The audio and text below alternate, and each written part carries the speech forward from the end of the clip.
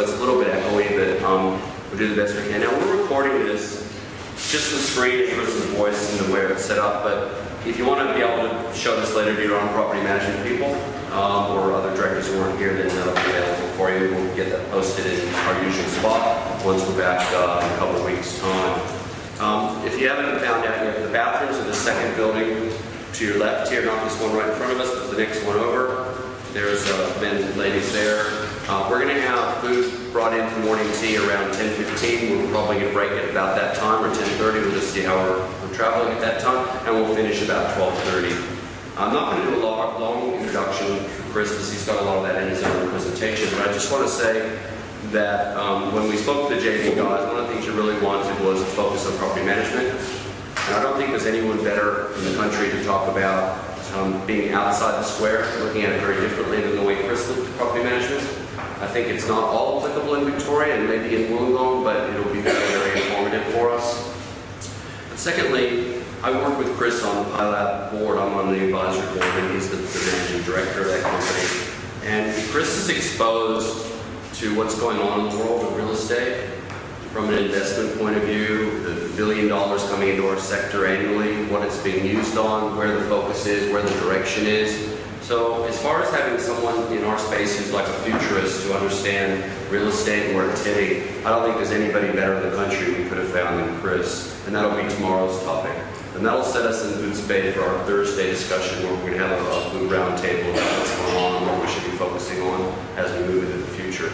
So without further ado, Chris Rolls. So, thanks for having me, most importantly. Had a good time up here last few days, as had the family. So, this morning we're going to talk about property management, and obviously we've got about 3 hours or so. And the great thing about a small group like this is that we can ask lots of questions. So, I'm going to run through a bit of the background on me and the previous business that I built.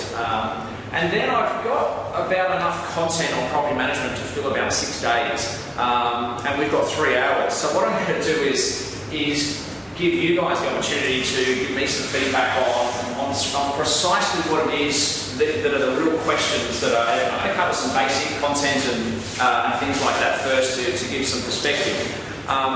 This is also my favourite audience. Business owners are my favourite audience. The reason behind that is because, funny enough, I actually don't know much about how to manage property, which kind of sounds ironic because we build a very big property management business, and I'll tell you a bit more about that. It's more about the high-level strategy and how to work with the various issues that arise within property management, of which many of you are familiar with things like high staff turnover and how to deal with that, how to deal with the fact that it's a job that's filled with stress, etc., etc. And I'll talk to you about some of the things that we did around that. But because we're going to be together today for 3 hours and tomorrow, what I'm going to get everyone to do is just rip off a piece of their notepad, fold it in half, and make a little name tag for yourself so that I can remember everybody's names. Grab those, pass them around, grab those, pass them around. While you're doing it, you can keep text or you can so I can read it from up here. Just while you're doing that, Chris has been able to also speak to some of our rental staff and had a long chat with Andrew about the challenges that we all face. So he's got some information about listeners as well. How you doing? Okay, so yeah, just fantastic piece, for example, by Jeremy Yin. Straight to the top of the class. Alright, now what we'll also do as well is if I just go really fast around the room, this is always dangerous when you do this in the real estate context. If you just give me in 15 seconds or less what your role within the organisation is, your particular organisation in terms of what are you specifically responsible for. So obviously Bradley's CEO, Andrew leads the property management from a perspective, and just a little bit of information about how many properties are under management that you have some responsibility over, which you may or may not. So if you're running a franchise, then you might have 300 properties under management. If you're in a corporately owned office, that office may have X number, etc., etc. So let's start with Jeremy, since you were first. My role, Chief Problem Solver. Chief Problem Solver? Yep. That doesn't explain a lot. So. Very little to do with property management. Okay, and what do you do on a day-by-day basis? Sales, listing and sales, and where you go to and Walwood North, and excuse my ignorance, Walwood North is Jeremy. Jason? Chief Problem Creator.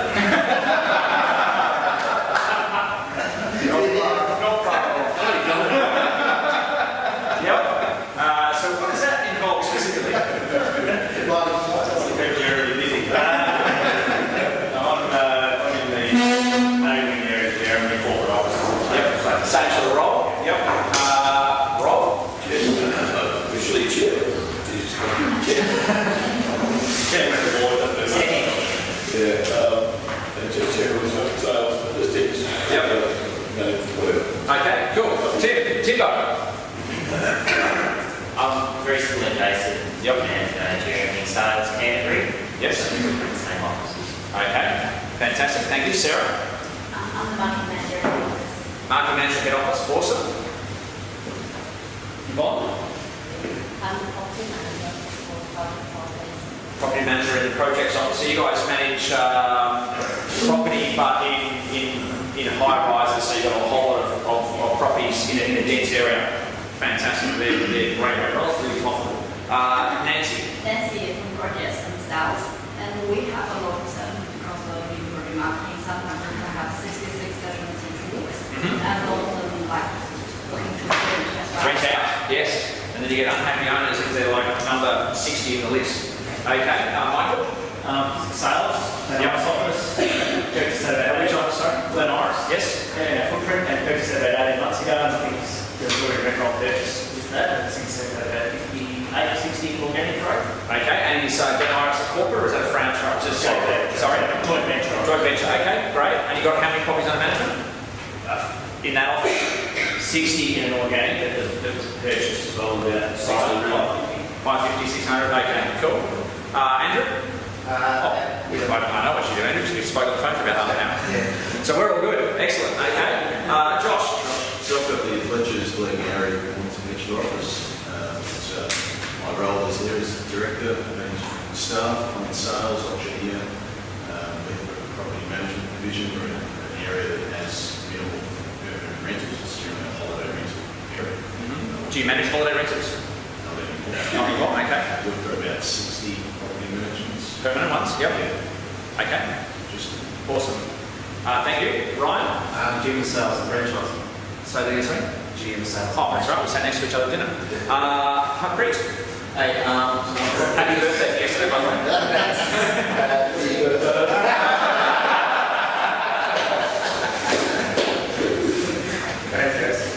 I'm Fletcher's Wyndham. It's a franchise office. Just opened up last year in November. Yes. We started our property management department back in late January. We manage 70 right now. Okay. Includes 4 commercials and Fantastic. All right, excellent. Thanks for Preet. Glenn? Franchise director Yarra Rangers, run a very well about 250 environment with probably 30 commercial, small 251. Cool. Excellent. We sat next to each other last night too. Scott? I'm business partner with Glenn, the Yarra Rangers office, which is the lifestyle area. We managed 241, we were about 270, so we've come back Go back a little bit. Yep. mainly through sales. And probably the biggest challenge I have with property management, that team runs reasonably well, but to get them to focus on growth rather than day-to-day management. Okay. We'll talk about that today. Do you both sell it? Yes. Yes. Okay. Fantastic. Michelle? So We talked last night as well. Yeah. You work for the competition. I actually work for a different real estate company, reception and property management, and we, in the last 8 years since I've been there, we've gone from close to 1,000 there to 500. It's very painful. We might draw on that experience as we talk today, right? JD Group largely focusing on the out east.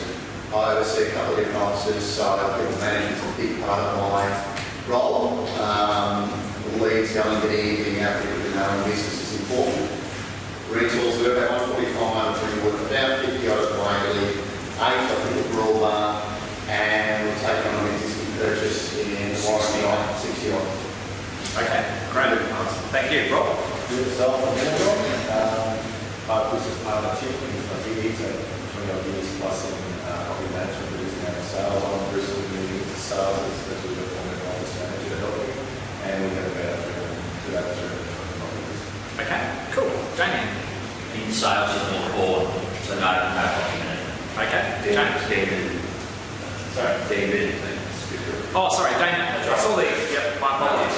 Got Sir Fletcher's dollar, so down the coast, similar to Josh, don't do a lot. It's not a huge sort of permanent rental sort of area, but we're at 60 or 65. Okay, cool. Ben? Which is Wakefield Joint Venture, which is I think last camp had a bit of time with the cost under management and day-to-day sales as well.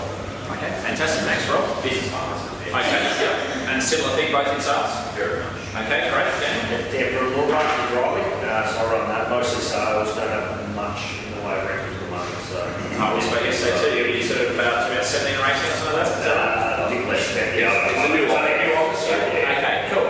All right, well, thanks for that. That just gives you some sort of context where we're at. Now, can I get everyone to do one more thing, and then just take a pen and just write down, 5 things you'd really like to know about the property management space. So it could be anything like, how do I deal with staff turnover? It could be, how do I incentivise property managers so that they I shouldn't walk back before I'm going to trip over that. It could be how do I incentivise property managers or BDMs. It could be how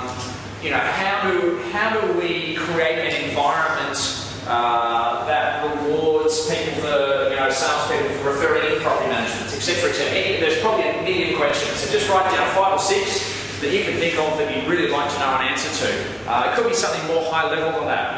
Literally, I'm at 300, I've been at 300 for, 5 years. What do I need to change in order to turn that into 600, etc., etc. So just take a couple of minutes to do that.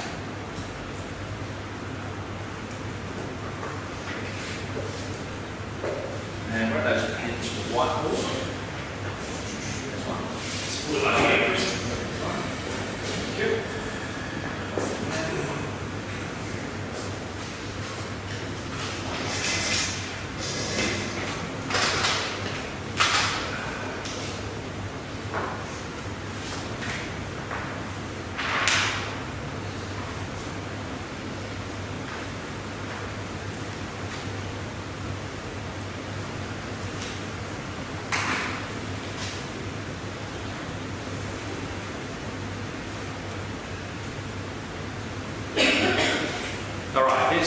Who's got some things they want to ask some questions about? Who wants to start us off? Fantastic, Rob. So lead generation, how do we actually generate more leads in this space?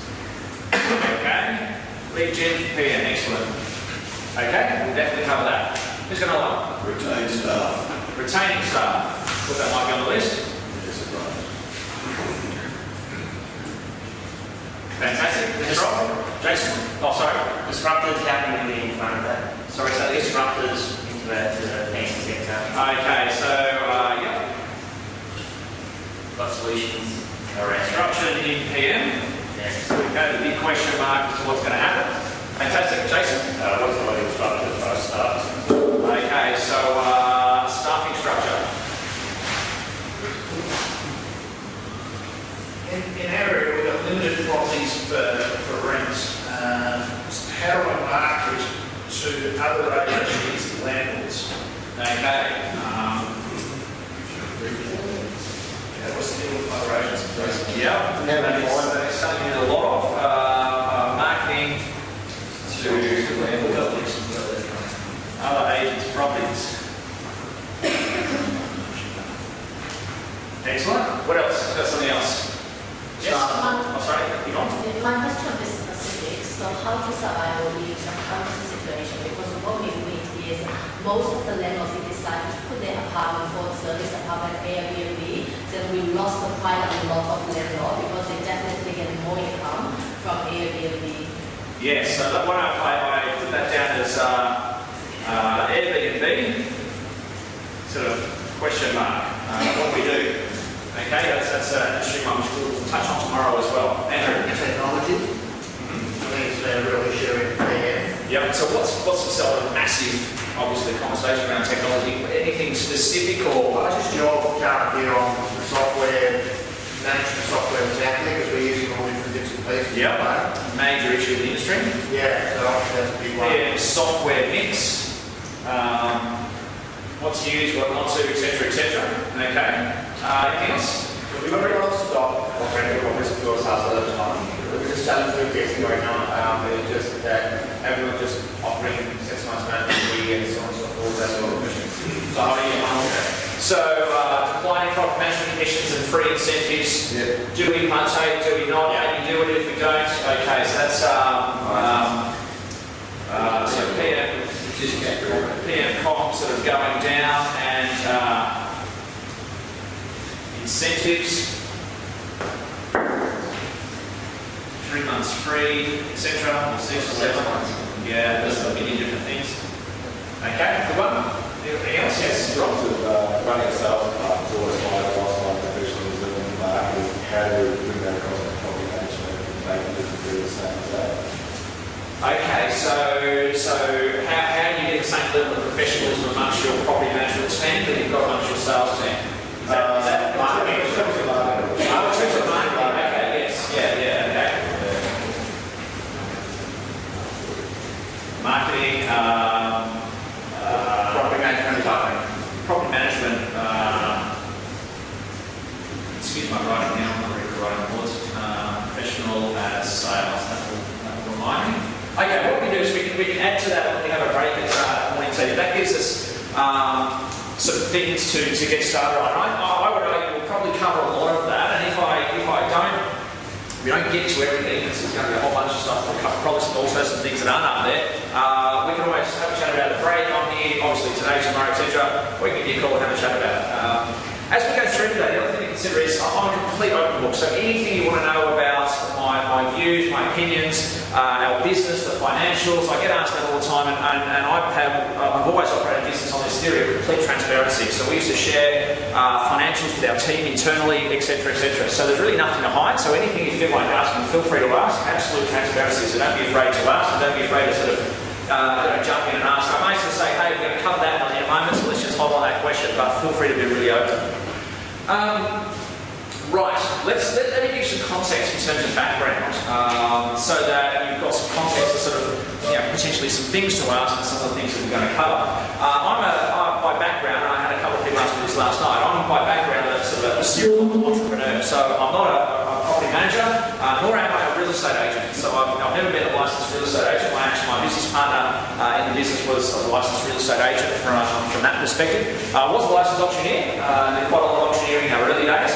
But really, from my in real estate, I ran a bunch of other businesses. So Rental Express is actually the 4th business that I built and sold. And I'll tell you a bit about Rental Express in a moment. The first business was a company called Scody Performance Wear. If anyone's into cycling or triathlon, you'll probably know the brand. It's a manufacturer of cycling and triathlon clothing. And I started that when I was at university, and I did a sports science degree at university, which was not very useful when it comes to getting a job. So I ended up starting my first business, which was in the clothing industry. And we manufacture cycling and triathlon clothing. And that was a really good learning curve on how to deal with all of the issues that occur across all businesses. Things like how do you manage staff, how do you recruit well, how do you retain them, particularly when they're doing really boring, repetitive tasks like screen printing 30,000 t-shirts over a course of 4 weeks, and literally your day is just got to up, down, screen print, move it on, etc., etc. And that business actually went really well. In fact, it's now probably the largest onshore manufacturer of cycling and triathlon clothing in Australia.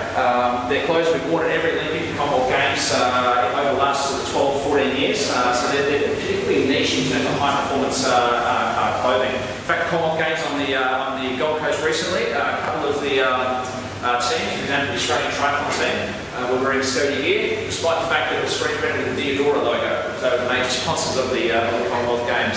So that was my first business, and I sold that when I was about 22, 23, something like that, I'm not really sure. Sold that to a group of accountants who poured a whole bunch of money in it and sort of took it to the next level. I then bought a franchise in a business coaching business, and I started coaching businesses on sales and marketing.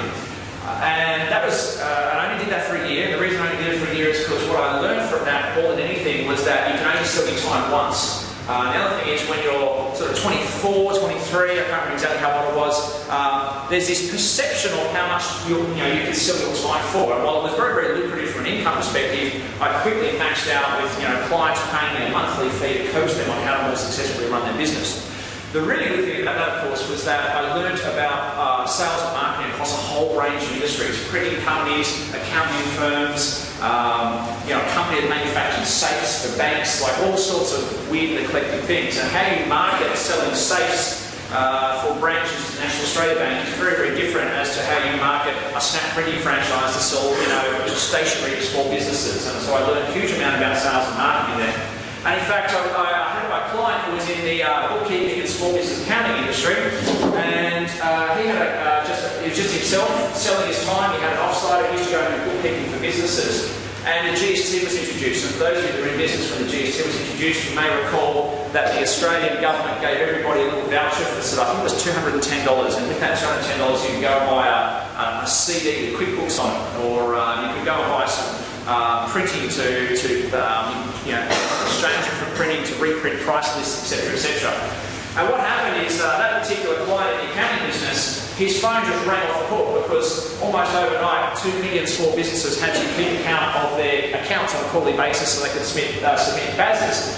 And his phone rang just non-stop. He actually had any sort of second telephone or get a second mobile phone so his clients could actually speak to him.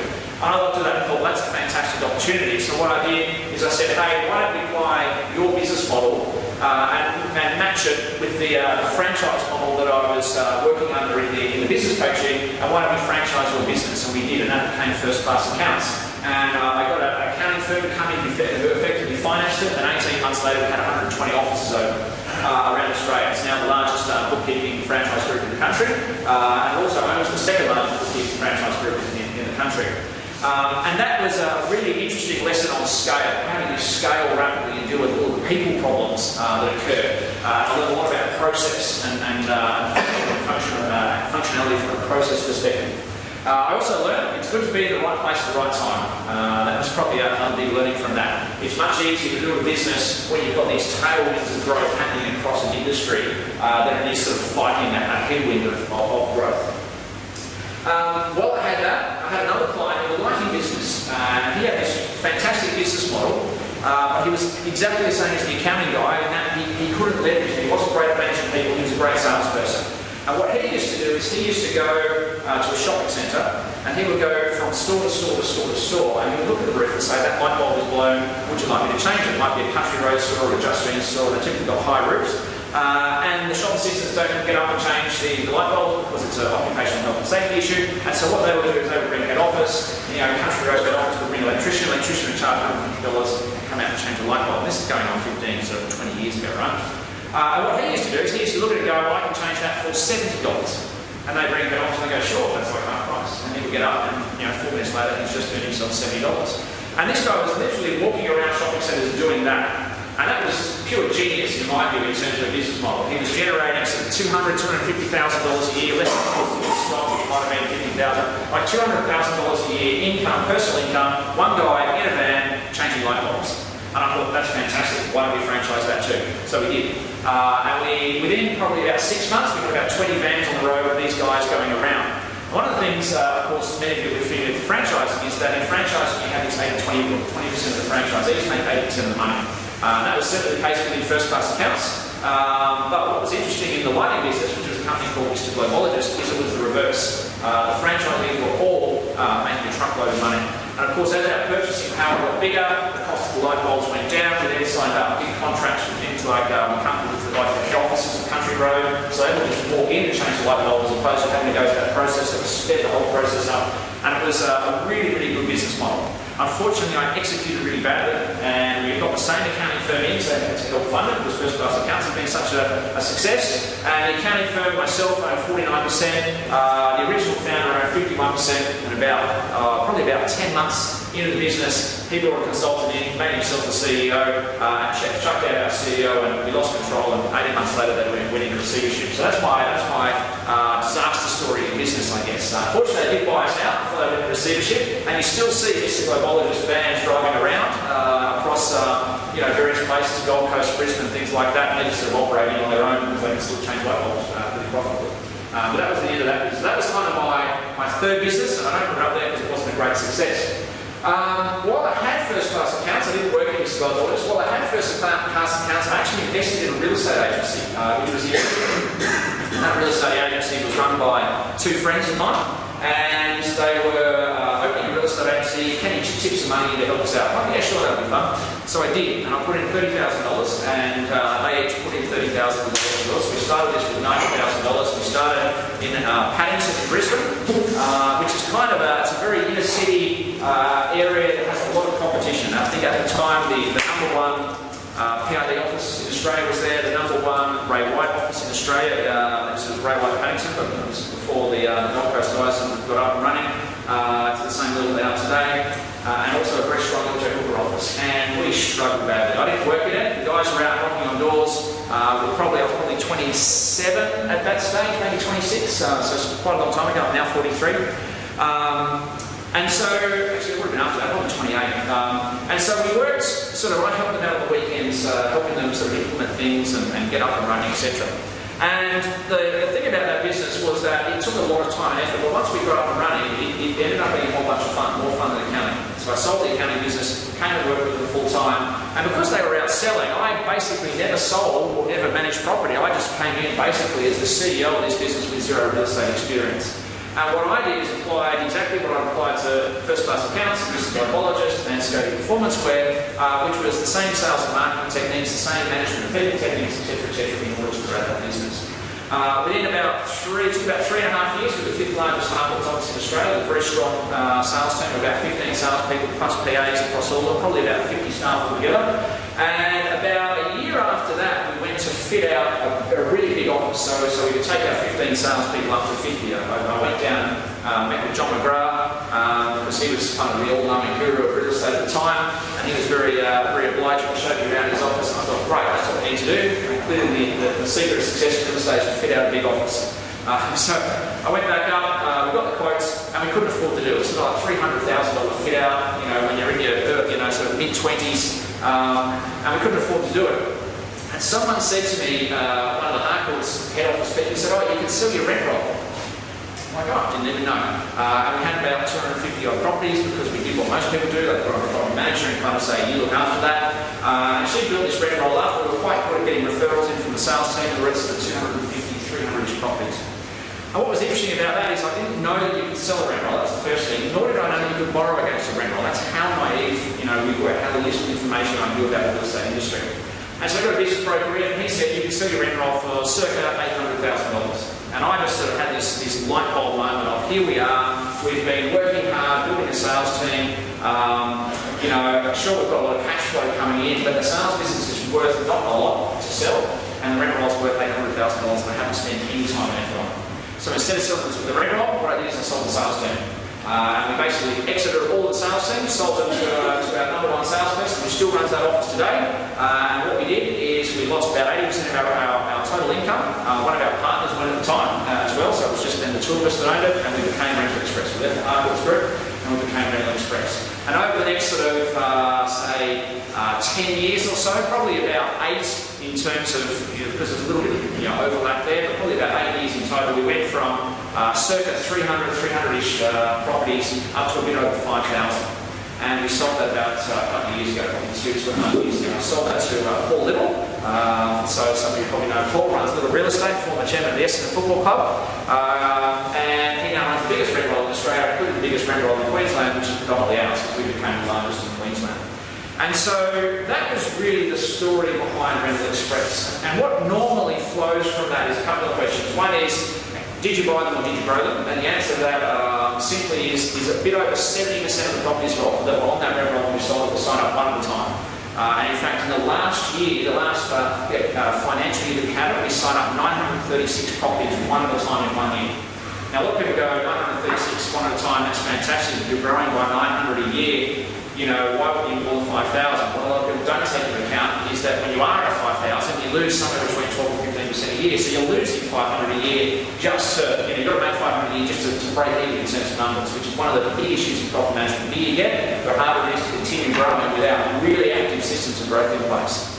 And the other thing, of course, is that we didn't have a sales team either. So we didn't have any salespeople referring properties in. Actually, that's not entirely true, because we did run.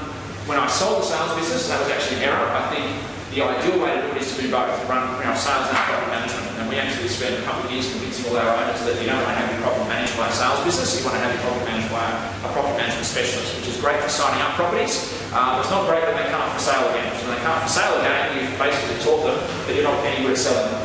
And we did restart sales under the Ray White brand, run it sort of 100 metres down the road, so we could be sort of seen to be referring it to a fellow sort of organisation. We had salespeople in some of our offices and actually a sales office as well. But fundamentally, it was a micro sort of sales business, maybe 6 or 8 salespeople across the entire business, predominantly selling properties off the rent roll. So unlike most rent rolls that grow as a result of people selling houses, referring them in, we sign them up as a result of organic marketing, the way any traditional business would market.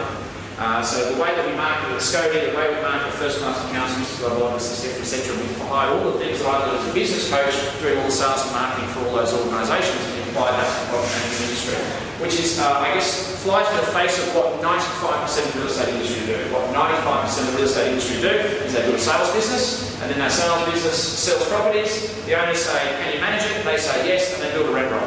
And what happens is that causes certain endemic issues in the industry when it comes to growth, because you can only grow as large as a sales team. And one of the things I've learned and I'll talk about shortly is, how do you grow beyond just what's being referred in? And then you start my question about, do I buy rent rolls or do I grow them? We'll cover that as well as a topic today. So that gives you a little bit of context about where we came from. The other thing about Rental Express is it wasn't a traditional business. We developed a lot of software internally. We were very, cutting edge in terms of some of the things that we did. A lot of the things that are today industry norm are things that were invented at Rental Express. So I would imagine you guys use software products like Inspect Real Estate, so online tenant bookings. You guys, is that a guess? Yeah. Yeah, pretty much everyone likes it. It's about 60% of the entire industry does that. So that piece of software was actually invented at Rental Express. We invented the book here button. Andrew Reese, who owns Inspect Real Estate, was one of our competitors, a good mate of mine, and he lived down the road, and we used to collaborate on ideas. And he copied our online tenant booking software. And when he sold his business, he said, hey, there's no point in you spending all this money developing it. Why don't I develop it and you can be our first customer? So he said, yeah, sure. And now he's built a cracking business out of that piece of software. And that's an example of one of many, many sort of things that are seen as industry norms that came out of Rental Express. And a lot of people sort of don't realise the influence that Rental Express has had on the industry. Like offshoring, for example. You guys are in cloud staff. The reason you guys are starting to develop staff and cloud staff is that because 10 years ago, we were one of the first real estate agencies in the country to offshore, and we offshore the cloud staff. And in fact, cloud staff, as a result of that, is the largest provider of offshore staff to the Australian real estate industry. And the reason behind that is because Pat and Dean from the McGrath guys, they came to the course with me, and we got sort of 12 big property management businesses together, and we showed them every single thing that we were doing in our office, and one of those things was offshore. And there's lots of those things, and we'll talk about some of those today, some that I would put in place and some that I wouldn't. So that gives you some context. Any questions on any of that? Oh, fantastic. All right. Okay, fast growth businesses. Everyone wants to know about how to build a fast growth property management business. And what's interesting is that, contrary to popular belief, and I'm going to probably express some opinions that you may think are different to what you've heard elsewhere, and they probably are. And some of them are a little bit controversial, but all I'm telling you are things that worked in our business. Feel free to choose to use them or don't. It's completely up to you. But my view is that building a fast growth business is not about being a good property manager. Which is why I prefer talking to business owners who have that high-level view of the property management business as opposed to talking to audiences of property managers, because a property manager can only influence 100, 200 particular owners. The business owner can influence the entire business, and I would argue the business owner has more influence, even if they're in sales, which the bulk of you people are. Even if they're in sales, you have more influence over the growth of your business than any individual property manager or department manager does. What we need to do is we need to untap that influence so that you're not just thinking next listing, next sale. You're thinking about next landlord, next $6,000 asset to the rent roll. So first and foremost, building a fast growth business is not about being a good property manager. It's about recruitment, it's about people management skills, and it's about systems, it's about process. I'm not sure how many property management conferences I've been to, and it's countless property management conferences where I've heard expert after expert stand up and say property management is all about relationships. And my view is it's not. It has nothing to do with relationships. In fact, if you're running a property management business that is based on relationships, you're actually restricting your growth. Because you get to a point where you simply can't have relationships with 5,000 people. I didn't know any of the owners on our rent roll. Our relationships are becoming harder and harder to maintain because staff turnover is getting bigger and bigger and bigger. And one of the keys is, well, you can improve that, but you can't solve the general, preferences of younger people who typically, fill the bulk of property management roles. And obviously, if you were to look at it, there are, as in the industry, there are two types of property manager. There are what I would call the professional property managers who've been there, who've done it, who've got great communication skills, and have been doing it for sort of 10, 15 years, and they are brilliant. The problem is, there's not enough of them. And you probably all know that. And they're worth their weight in gold, but it's just not enough of them. So if you're going to grow a big business, you have to create a system that allows people that are in that 25 to 30 year age group to flourish. And the sort of business that allows them to flourish is not the sort of business that requires them to be located in your office from 9 to 5, carrying out a whole bunch of processes and doing that for the next 20 years, because they don't do that. They do it for a year and a half, save enough money, and then go overseas travelling for a year. And then they come back and want to try something different. They want to get rewarded on day one for turning up. All of those things. And you need to create a business that allows them to flourish, because you simply can't find enough of the long-term career experienced property managers out there in order to fill an office of 20, 30, 40 property managers. And so that's one of the things we did very early. Rather than focusing on creating a business that allowed the career property managers to thrive, we focused on creating a business that allowed millennials who are very transient by nature to thrive. And that allowed us to provide good levels of service across the entire business, and we rewarded them handsomely for doing that. So that's the first thing. Second thing is that, and I believe this across all businesses, a lot of what we'll talk about today doesn't just apply to property management. And the second thing is that your business will grow in proportion to the level of skills and knowledge of its leaders. The business that you are running today is the size that it is because of your set of skills and abilities. And that is, I see that so often. The people that go out there and put the time and effort in to learn how to do things better, to read books, to speak to people that are doing it better than what they are the ones that create great businesses. It's often why the very biggest businesses in property management in the industry are actually created by people that aren't from the industry. I'm a classic example of Andrew Reese, another classic example. I had the biggest rent roll in Queensland. Andrew Reese is now on real estate. We had the second biggest rent roll in Queensland, and he happens to be an accountant. I'm not an accountant, by the way. I just happen to run an accounting business. Accounting is actually a really useful skill for property management because it's all about metrics and numbers and not about relationships. And so that's something to consider.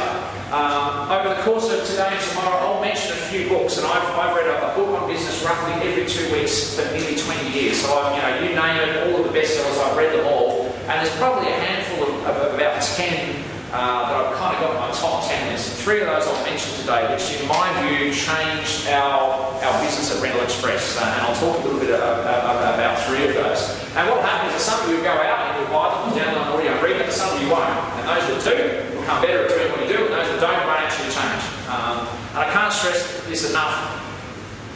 Across all of the property management conferences that I've spoken at, we've literally held nothing back, told everyone precisely what we did. And some people have duplicated that and repeated it. It's the classic examples of Pat McCarthy at McGrath in Sutherland Shire. Joel Davis and Shannon Davis from Image Property, 4,000 properties under management, probably 8 years ago had maybe 500. Melbourne Real Estate, 3,000 properties under management. When they came in and spent that 12 months with me, they had about 300 properties under management. They've done this in sort of a period of 5 or 6 years. So it's completely duplicable. It's just that some people choose to go and do it and other people don't. And the third thing is you need a systemised, organised business before you can really grow fast. And this is the bit that kind of trips everybody up. Everyone wants to know about how to grow up a rent roll. When you advertise, say, a breakout session of a property management business, one is about how to systemise a business and competes with one which is about how to grow it. Everybody turns up to the session about how to grow the business, and no one turns up to the session about how to systemise your business. Right, which is kind of counterintuitive, because systemizing your business allows you to grow your business. And it's very, very hard to grow your business without first being very, very organised. And one of the reasons behind that is kind of like, you've got a bathtub and you turn the water on, the tap's not in there, and all the water drains out the bottom. And you might get to kind of, a tank full. The moment you put the plug in, it fills up rapidly, and that's the same as a property management business. The moment you are running a property management business where the properties aren't falling out the back because of bad service, because of poor quality property management, and systems issues, and mistakes, and turnover stuff, etc., etc. If they're not falling out the bottom, then you can grow so much more rapidly. We spent a lot of time working with some of these other big property management businesses, measuring how many properties they lose a year. And you hear this rule of thumb of 10%, and my argument is that it's not 10%, it's far, far higher than that. But most people don't measure it, and those that do measure it don't measure it properly. So in our rent roll over the course of our time, we lost somewhere between about 12 and 18 to 20% per annum. Now, 18 to 20% sounds really high, and it was a particular period of time. So you recall probably, 6-7 years ago, when the Howard government allowed people to put an uncapped amount of superannuation into their super fund, untaxed, and there was a cut-off date on the 1st of July.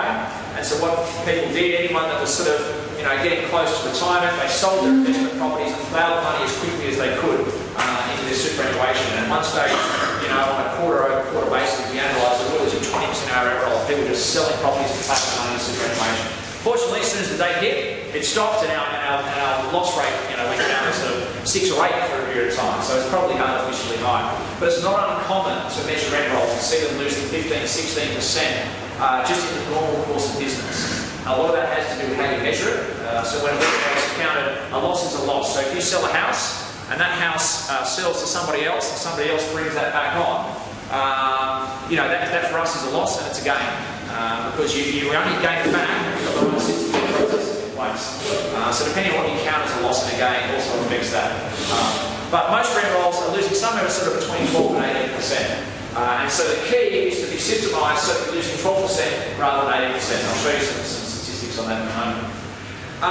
Some of the topics we're going to cover, and that's sort of some broad outline, some of the topics that we're going to cover today is this: why most rent rolls don't grow and what to do about it. Okay, that's kind of 101, and I'll cover that very briefly in the course of about 20 minutes. Customer loyalty. Now, the problem is we're not going to get you everything, so I'm going to give you guys some choice once we answer some of these questions as to, okay, we'll cover 2 or 3 of these key topics, and we can sort of collectively pick 1 or 2 of the other ones.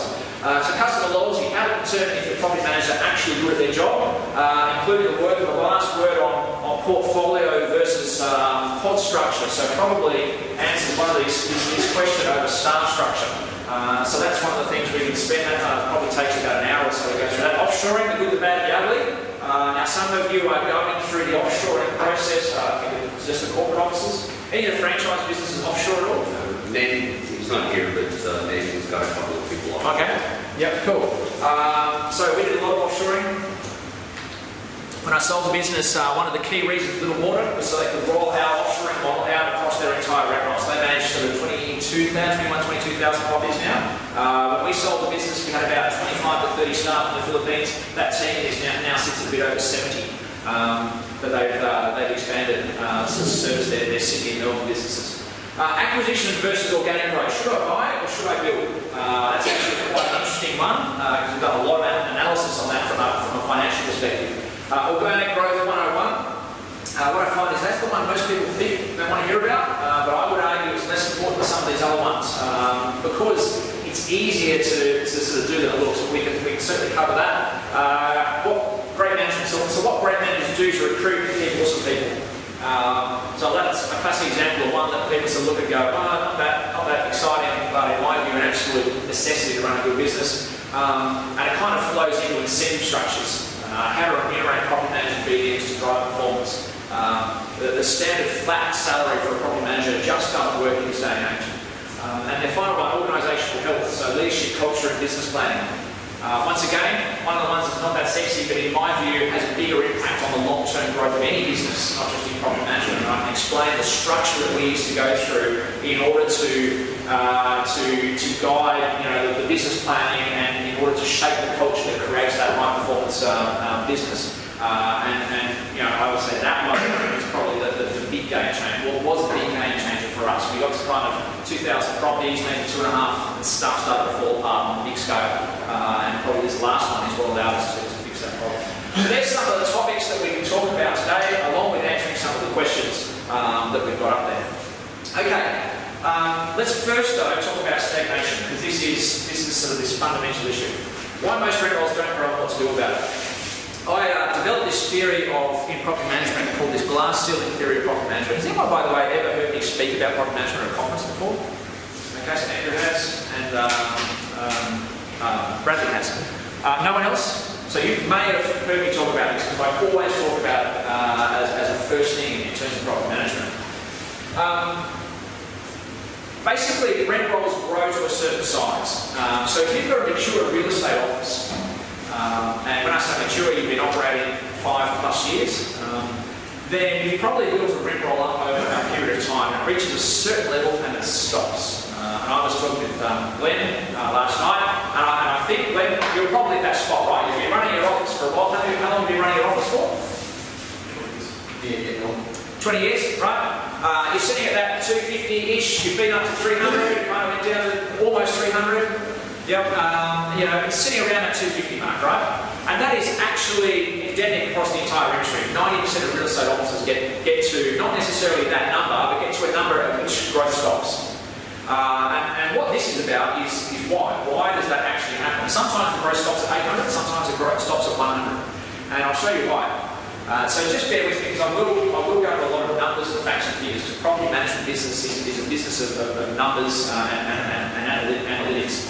So let's just say you started a business and you started a a real estate business, and at the same time you started a property management business. And who was it? So I think it was Daniel. You've got some 17, 18 properties. Was that right?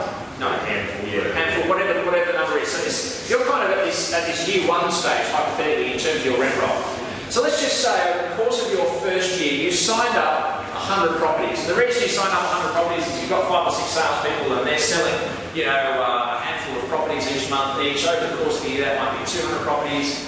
I'm just throwing numbers, and you get some of those referred in, and because you exist, because you've got a location, a few people walk in the door, etc., whatever the number is, and it might be higher or lower, let's just say for maths, it was 100. Okay, so you sign up 100 properties in year one, right? Which should mean that at the end of year one, you've got 100 properties. But because we know we lose somewhere between 12 and 18%, let's call it 15 for the maths, you lose 15% of those. Okay, and so therefore at the end of the year, your total rent roll size in the green is 85 properties. See that?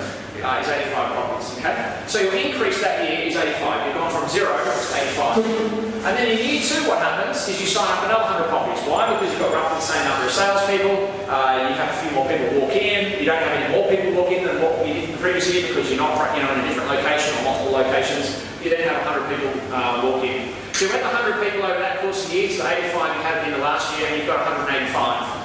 But because you lose 15% every year, instead of losing 15 out of 100, 15% of 185 is in fact 28. So you lose 28 properties, and therefore your total rent roll size is now 157. So that year you grew by 72. And then in year three, the same thing happens. You sign up 100 properties, add that to the 157 you finished with the previous year, gives you 257. And this year, you lose 15%, which in this case is 39 properties. And you can see what happens. And that is that as your rent roll gets bigger, the 15% gets bigger and bigger, yet the number that you're bringing in each year remains the same. And the reason it remains the same is because if you've got a business with 5 salespeople, a mature business, it's probably been at 5 salespeople for a while. It hasn't become 10 salespeople all of a sudden. And that's what I talk about in terms of businesses grow to the level of the size of their sales team. And so what that looks like in a graph is something like this. Okay? If the number of properties you sign up every year is 100, okay, as your rent roll grows, the increase that you get each year becomes less and less and less. And so you kind of get this inverse exponential graph that effectively becomes flat over time. And so what happens is you get to this glass ceiling, which is a point at which the number of properties that you lose each year, which is the red line, equals the number of properties that you sign up each year. So every year you get to the point where you sign up 100, you lose 100, and then you end up in one situation where for the last 5-10 years you've been sitting at 250 and nothing changes. And that is endemic across the entire industry. And in fact, one of the things you can do is, if you have a look at the size of the sales team in any business, in terms of the number of transactions they're doing, you can actually estimate relatively accurately the size of what their rent roll will be over a period of time. Okay, there's a reason the average rent roll across Australia sits at around the 400 mark. And that's because the average size of the sales team across the Australian market becomes the size that allows enough sales to go in, etc., etc. Now, in a very high level sort of luxury prestige area, you have less transactions. So rent rolls typically don't. If you've got 8 salespeople, you'll grow a smaller rent roll than if you're doing sort of $400,000 dollar per property transactions in a lower socioeconomic area. But then the value of your rent roll will be bigger per property because they're bigger properties, you generate more rent, etc., etc. And that's what I call the glass ceiling theory of property management. Effectively, your rent roll grows to the size of your sales team, and that you can see that across the entire organisations. And I've done some of these maths or some of the groups like the Harcourt's group, having a look at their franchisees across the board, and it's just across the board. You see it everywhere. And that's the glass ceiling theory of property management. So in order to grow, you've got to do one of two things. You've either got to increase the number of properties you sign up each year, or you've got to go and buy rent rolls. Now there's a problem with buying a rent roll. And the problem with buying a rent roll is that when you buy a rent roll, what actually happens is that if you don't change anything else in your business, what happens is that this number becomes high. So if you go from sort of 500 properties to 1,000 properties, what happens is instead of losing 75 properties per year, you start losing 150 properties per year. And if you're still only bringing in 100 a year, what actually happens is you shrink back down to that level of equilibrium. So going and buying rent rolls without first structuring the business so that you're growing to replace the losses that you will get actually becomes sort of a sort of a loss-making exercise. And you often see people, they get to 300, they go, right, what do I do now? I'll buy another 300, it goes to 600, and then over the next sort of 10 years it goes 600, 500, 400, back down to 300. And once again, that's that glass ceiling theory of property management. So what we've got to do fundamentally is look at the specifics internally in the business and say, okay, if we're going to buy a rent roll, how do we increase the number that we sign up organically to deal with the increased numbers of losses that we're going to achieve? Okay. The other thing that's interesting about this is that when you start to play with some of the losses internally within a rent roll, you can have a massive impact on growth. And this is why it all comes down to numbers. Let's just take a rent roll, and once again, these are just whatever numbers, you can plug anything in here, just so you can see the difference between tweaking a couple of figures and the difference it makes to growth over a period of 5 years. Let's just say you have a rent roll of 300 properties, and every year you lost 15%, and every year you gain 20%. Okay, so every year in this scenario, you're kind of signing up 60, you're losing 15%. Over the course of 5 years, you're going to get to about 383, and of course the speed at which that's growing is going to decline. And let's have a look at what happens if you just change some of these numbers. So if you improved your systems and procedures and managed to get your losses from sort of 15% down to 10%, and if you improved your gains and got them from 20% up to 30%, that same rent roll after 5 years is almost double the size. It goes from sort of, doing the old way, 383, to doing the new way, 746. And so the interesting thing about this is you only need to adjust minor tweaks within your business in order to have a significant impact in terms of the size of your business from a rent roll growth period over time. But you can't do that if you don't know the numbers. So one of the things I always stress is it's so important to know exactly how many you're losing, exactly how many you're growing, because that has more impact, obviously, than any other factor within your business. Okay? Any questions on any of that at all? Nope. Pretty self-explanatory? Okay, cool. So that's the first thing. We understand why rent rolls grow to a certain size. Chris, I don't have a question on this. Yes.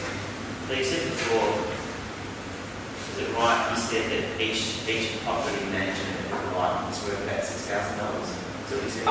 Yes, and that changes depending on the market. Yeah, that's just a bit, it's less than that now. Yeah. So that's basically saying you've got a property that rents for $400 a week, multiplied by the fee, call it 8%, lower in the Melbourne market, quite a lot lower. Mind you, your average rent might be higher, depending on where you are. Multiply it by 365 days a year, gives you your gross management fee, multiply it by the multiplier we sell at. When I sold my business, it was 3.5. That figure for us worked out about $6,000. So every property we had on rent roll, we sold for roughly $6,000, like $5,900 something.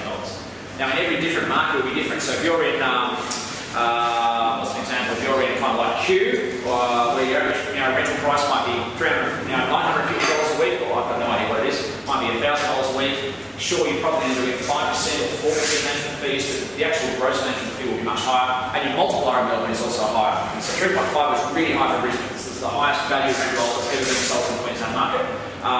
But in the Victoria market, it's not uncommon to get 3.8 and 3.9, same as Sydney. Okay?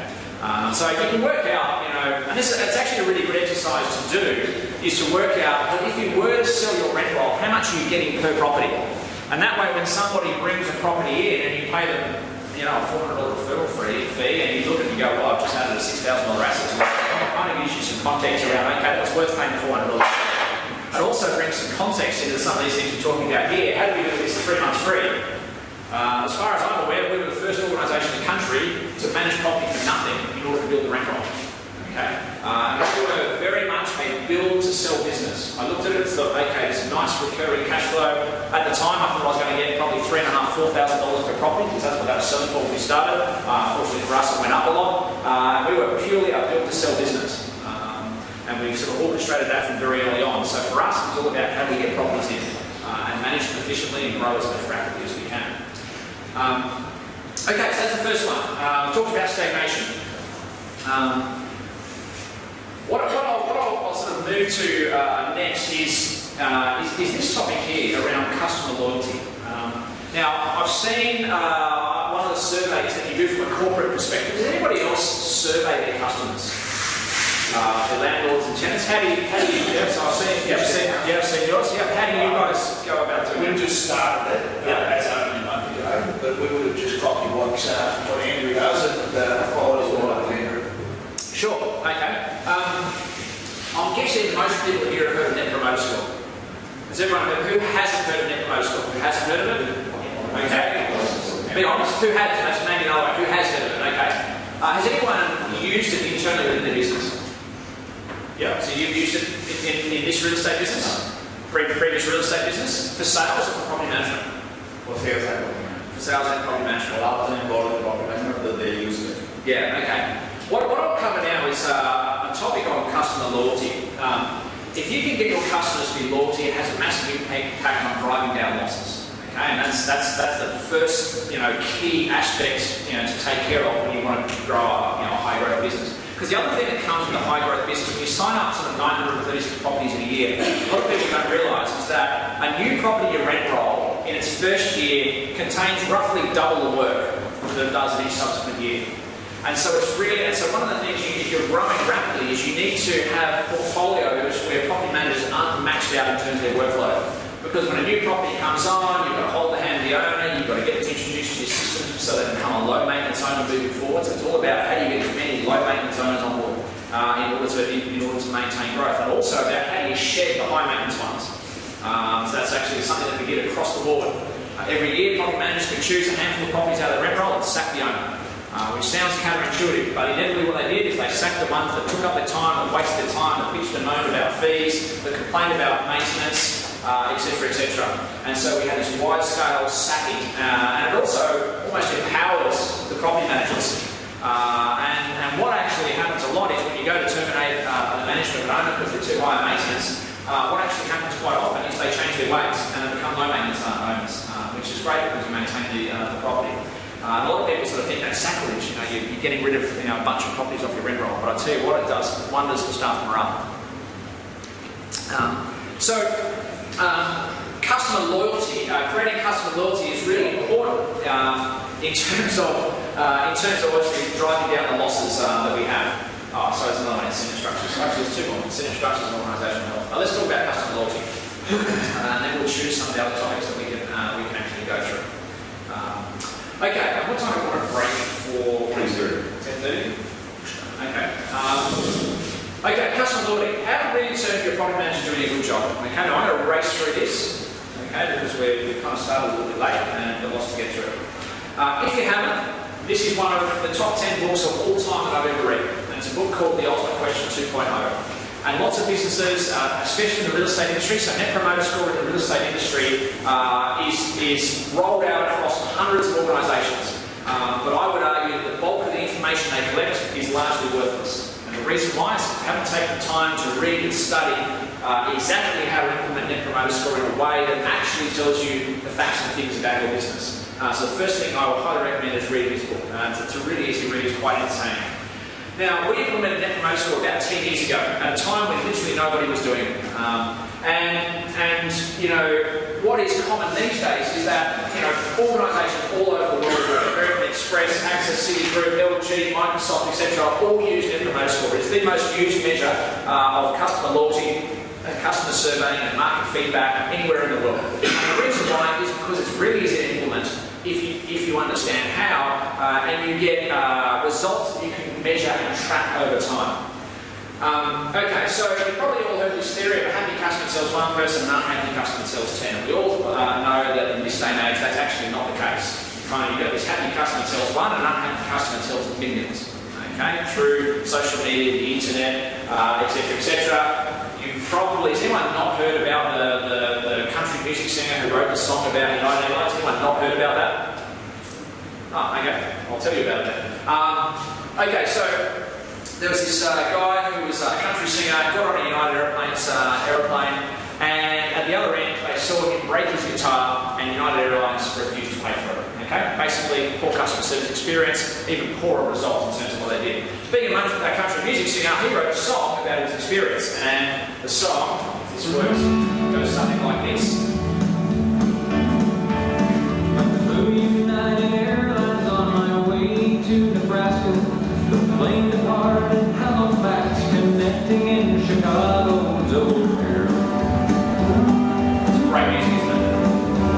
While on the ground, a passenger said from the seat behind me, my God, they're throwing guitars out there. The band and I exchanged a look, best described as terror, at the action on the tarmac, and knowing whose projectiles these would be. So before I left Chicago, I alerted 3 employees who showed complete indifference towards me.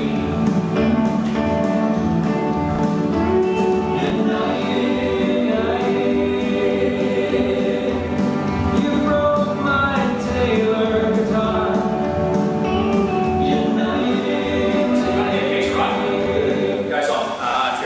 Music, go and download it, like all these people did. 14 million views on YouTube. It took 7 days for the song to become the #1 best-selling song on iTunes. Over 100 media outlets reported the incident, including CNN, Wall Street Journal, and United Airlines share price dropped by 10%, wiping $180 million off their market capitalisation. Moral of the story: look after your customers, right? So that's an example of the effect that the consumer has. And one of the things I often do is I go and Google things like Jealous Craig Property Management Review or Fletcher's Property Management Review. And if you go and do that and look at sites like Product Review, most of the major brands across Melbourne, which I did yesterday, the day before, are sitting at around about 1.5 stars out of 5. Okay, including Fletcher's, which are actually better than Nelson Alexander and better than Jealous Craig, which are the other 2 Melbourne brands I checked. I think from memory you guys are about 1.7, 1.8 stars out of 5. Now that's not uncommon. That is not an indication of the level of service. The problem is that we deal with a particular consumer that is very vocal. Okay, our tenants get upset. They are random users of social media because of the age group that they are in. They are random users of the media in order to sort of voice their opinions. And so property management scores across the entire industry are very, very low in terms of customer satisfaction. The good news is that you can change that if you work on it. And so, you know, if you were someone looking at making a choice as to whether you use Nelson Alexander or Fletcher's or whatever, and you went to a site like productreview.com.au, you would find, and you found that, you know, Fletcher's got 4 out of 5 and Nelson Alexander got 1.5 out of 5, which I think they were 1.5 out of 5, then it makes your decision-making process much easier. And that comes down to a classic marketing scenario. So Yvonne in the marketing department, no, actually it wasn't Yvonne, it was Sarah in the marketing department. You can manage these processes internally in order to orchestrate results that make you look good in comparison to your competitors. And that's a key, you know, role within marketing is to monitor, measure, respond, and deal with those incidents. Okay, so Net Promoter Score, what is it? Effectively what it does is it measures customer loyalty. And it was put together by a guy called Fred Reichel, who's a Bain & Co, which is sort of this very, very famous consulting firm in the US, and a researcher and author of 4 books on customer loyalty. And what he actually did is he wanted to work out what question you could ask customers so that they would be able to tell you whether or not they would continue to use your service in the future. That was what he was trying to solve. And what they had learned through research is asking questions like, are you happy with our service? Actually has nothing to do with whether or not they will continue to use you. And the easiest case in point to think about is you go to a restaurant, you order a meal, the meal's not very good, the waiter waitress comes over and says, how was the meal? And what do you say? It was fine.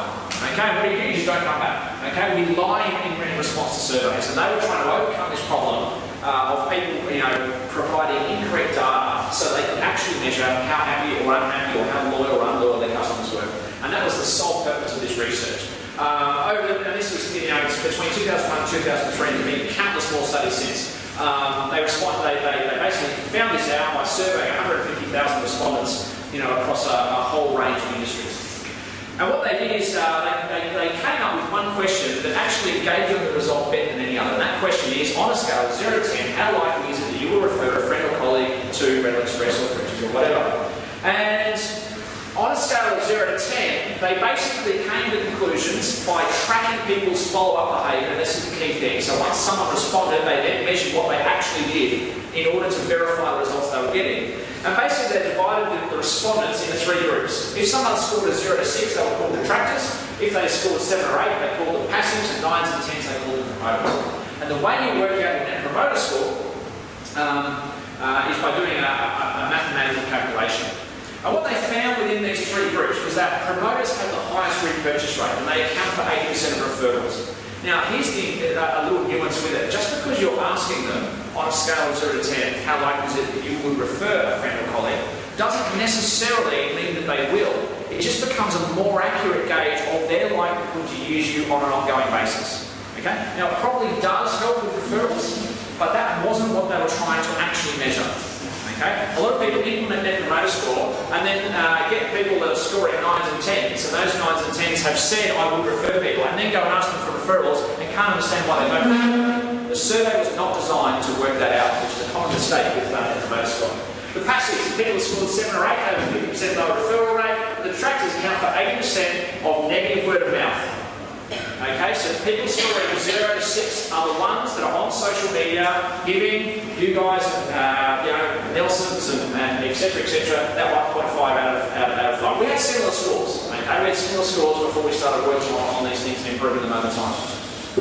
Okay, so how do you work out what your Net Promoter Score is? Okay, basically what you do is you might get 100 responses in, and if 30% of those people, which would be 30, were promoters, you would take the number, which would be 30, you would minus the detractors, ignoring the passives. Okay, so if you had 30 people, minus 20 people, what that effectively gives you is 10.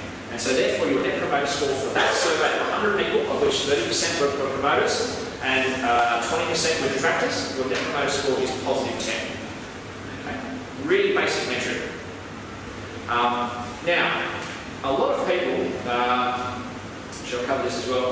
What was interesting about the survey is what they found is that businesses that had the highest Net Promoter Scores in various industries, when they're surveying industries, also had the highest growth rates. So they took all of the airlines and they surveyed across hundreds of thousands of people with follow-up surveys. They found the airlines in the US that had the highest Net Promoter Score also had the highest growth rates over that same period of time. So therefore it follows, the higher your Net Promoter Score is, the higher it becomes, the faster you will grow over time. Okay? And one of the problems as to why most businesses don't grow is because their Net Promoter Scores are very low. It's just they don't know that because they don't measure it. Right?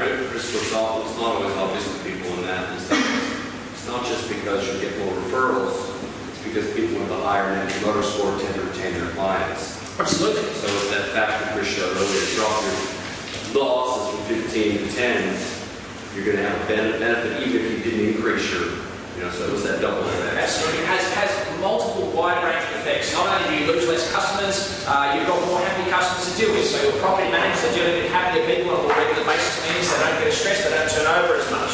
They do refer people, they bring additional properties on board, so they buy a second property instead of trying competing agencies, they'll buy bring the second one to you, etc., etc. All of those factors are a result of customer loyalty, and customer loyalty is measured by NPS. Here are a few examples of, we'll break it probably in about 7 minutes. Here are a few examples of companies with great Net Promoter scores. Okay, so 51%, 50s, Amazon 73, etc. Google, Yahoo, 9 MSN. This actual survey was done when 9 MSN was still used as a search portal on the internet in Australia. This survey was done by a Melbourne Business School. And interestingly, 9 MSN has been wiped off the face of the planet. It doesn't exist as a, you don't go to Yahoo or Google 9 MSN. Pretty much everyone goes to Google. And then once again, it correlates perfectly with Net Promoter scores over that same period of time.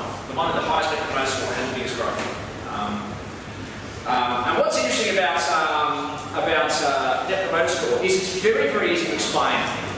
And when you measure it at a detailed level, all the way down to property managers' portfolios, a property manager can say, my Net Promoter score for my landlords is 20%, or minus 11%, or plus 32%. And then you can then use that to compare property manager to property manager to property manager. And it becomes a very simple metric that everybody can understand. It gives them something to strive towards in terms of improving the service that they provide. So simple is really good. I always liken it to the world's best-selling apps as part of the iPhone app service, iTunes service. In the early days, were always the ones that were very simple. They have this category of apps called two-finger apps. Some of you are familiar with things like Fruit Ninja, Angry Birds, Ant Smasher. You know, over 5 billion downloads between them.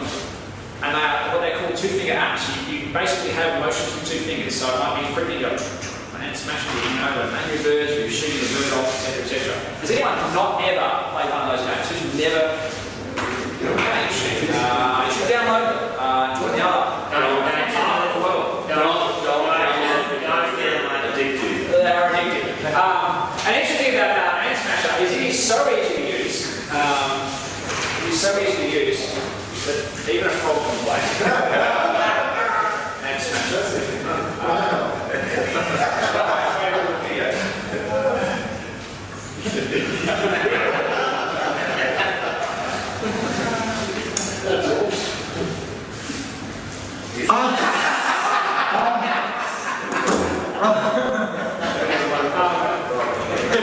And that's the benefit of Net Promoter score. It's simple, it's easy, everybody can understand it, and it's really easy to implement. Okay? The other thing is that because it's just one question with one follow-up question, after people score between 0 and 10, if they don't score 10, you then ask, what could we do better so you would score as close to the 10 next time? Because you're just asking 2 questions, you get very high response rates. So we would get somewhere around 60-70% response rates. Problem is when you go out with a survey that has 10 questions, you know, you get, first of all, a whole bunch of people that don't respond at all, but you get a bunch of people that get halfway through and go, I can't be bothered. And so then you get inaccurate data across, you don't get enough of a wide enough data stream. And of course, if you want to get down to the granular level of one property management portfolio of 120 properties versus another, you need really high response rates in order to get a result that is statistically relevant so you can actually compare. If you only get 5 people in portfolio 1 and 8 people in portfolio 2 respond, you're not getting enough data to actually compare them accurately. And that's one of the other good things about Net Promoter score. You need a system that allows you to get accurate results or statistically relevant results from a small sample group in order to really apply it across the board. Now, here's the interesting thing. A lot of people go, our Net Promoter score is X. And the truth of the matter is, it doesn't matter what your Net Promoter score. What matters is how it compares to other businesses doing the same thing that you are in roughly the same geographic area. So comparing our Net Promoter score at Express to Amazon's is completely irrelevant because there are some industries that people love to hate, like banking and property management, and there are other industries that people like to love, like Amazon and eBay and things like that. You notice eBay's Net Promoter score is 71, Amazon's was 73. Similar industry. Okay? And so, I mean, here's an example of the banking industry. This was also done by Melbourne Business School. Every single bank, with the exception of Bendigo Bank at the time, was in the negatives. Now, this, I should point out, this data is relatively old. Okay, it's probably 6, 7 plus years old. But it gives you an example of entire industries that have negative Net Promoter scores. Okay. Okay, so using NPS to drive growth. How do we use NPS to drive growth over time? Well, here are some of the things that we did. First of all, we use it to measure change over a period of time. And I'll give you a few examples of this. This is a measure, and I've kind of cut this data out in this segment between sort of 2008 and 2013. And what it allows you to do is it allows you to test things within your business and get accurate data back as to what things are working and what things aren't. And as you can see, our Net Promoter Score started very low. In fact, it started about -11. When I first looked at that, I thought, oh shit, that's really bad, right? -11, I've seen Amazon 73. And we then measured a whole bunch of people on our database whose properties were managed by other real estate agencies across Brisbane. And the average for the industry came in at -22%. Okay, so we're better than the industry, but we're still well and truly the negatives. Okay? And as you can see here, over that period of 5 years, our Net Promoter Score went up to around about probably plus 12, 13, something like that, and then it dropped off a cliff. We couldn't understand why, and then all of a sudden here, it went back up again, and over a period of time, we consistently got in the +30s, +40s, eventually up around the +50s on a regular basis across the entire business for multiple years. Now the real question is, well, what happened here and what happened here? And we went back and looked at the data of what changed in our business. We actually had a really interesting insight. This is the point at which we changed to a pod structure across the entire business. So we were working a portfolio structure in our business, and we changed to a pod structure with leasing consultants providing feedback on properties to owners. So feedback in terms of market feedback, the property hasn't rented, we'll do this, we'll do that as well, the price, etc., etc. And this is the point after we decided it didn't work for a whole bunch of reasons. And I'm not saying it can't work, I'm just saying in our business we couldn't get it to work. And this is the point at which we changed back, where we changed to a portfolio system with the property managers doing their own leasing. And they were the 2 points that correspond, almost precisely with those inflections in Net Promoter Score. And once you get enough data over a period of time, you start to get some really interesting things. So here is the period of time between 2008 and 2012, where you can see this graph here is the number of lost properties on a quarter-by-quarter basis. That's why it's kind of a bit, volatile. It's not a smooth line, but this is just quarter-by-quarter basis. And you can see here, in the first quarter of 2008, we lost 25 properties. In this quarter here, quarter 4, just 2 years later, we lost 104 properties in 1 quarter. Okay, and we didn't triple the size of rent roll in 2 years. Okay, why? Because as the data shows, as your Net Promoter Score drops, what happens is the number of properties you lose goes up. Okay, so precisely what Fred Reichel and their research showed to be true across the businesses they work with, showed to be true across the business, our business internally. And you only start to develop these, learn about this data if you collect it accurately over a long period of time. So there's no point implementing Net Promoter Score and doing it once and never doing it again. The key is to do it once and do it on a regular basis and start to implement systems over a period of time.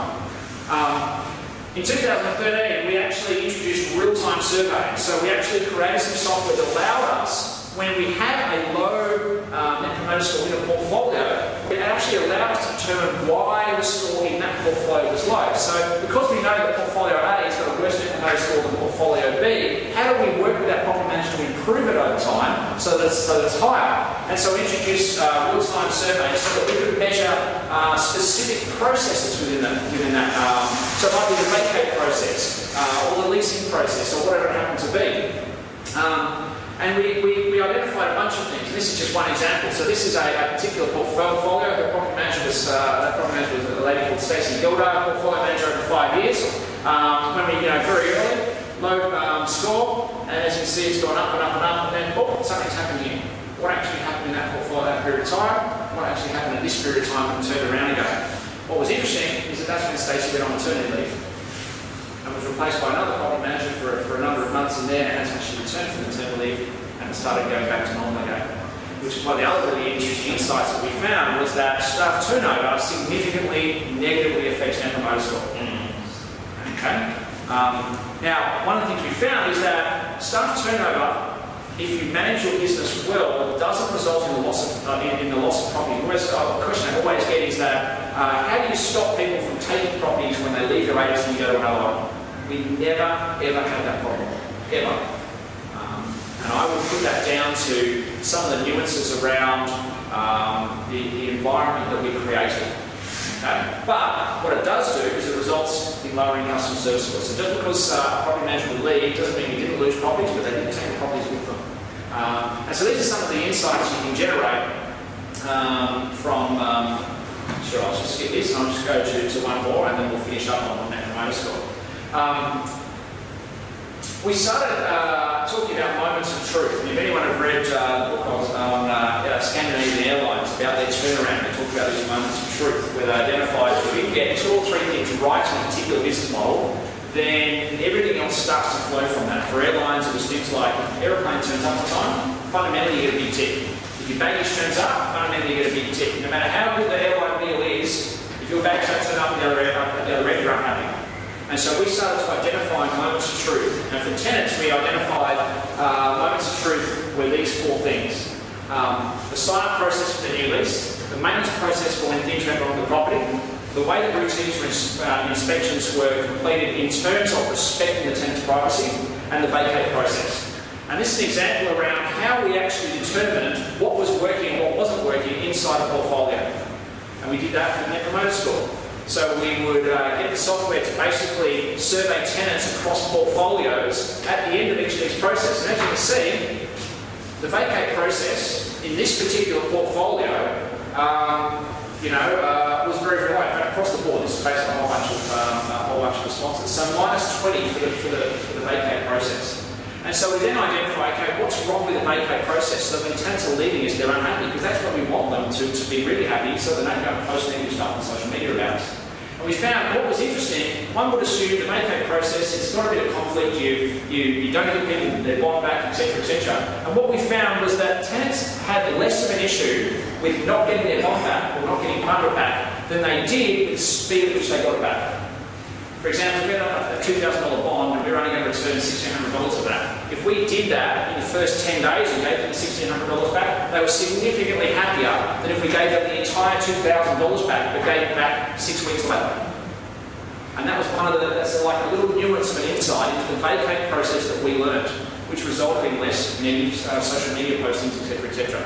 Ultimately, they look at it as their money, because it is, and I've got $2,000 of your money, and you've moved out, and I don't give it back for 6 or 8 weeks, what do? You're unhappy. Whereas if I give you $1,600 back, tell you that the property's left dirty, and get someone in and fix up the cleaning for $400, you are less unhappy, and as a result, are less likely to post something negative about social media. And we were only able to find those insights as a result of really diligent, detailed Net Promoter Score measuring across the entire business. Okay, so I'm going to leave that there. We're going to get some more into it. It's 25 to. We're going to start back at 10 to. 15-minute break. Bathrooms are over there. Food's outside. 15 minutes. We're going to send all the slides. We'll be hanging out. Send them out. Yeah.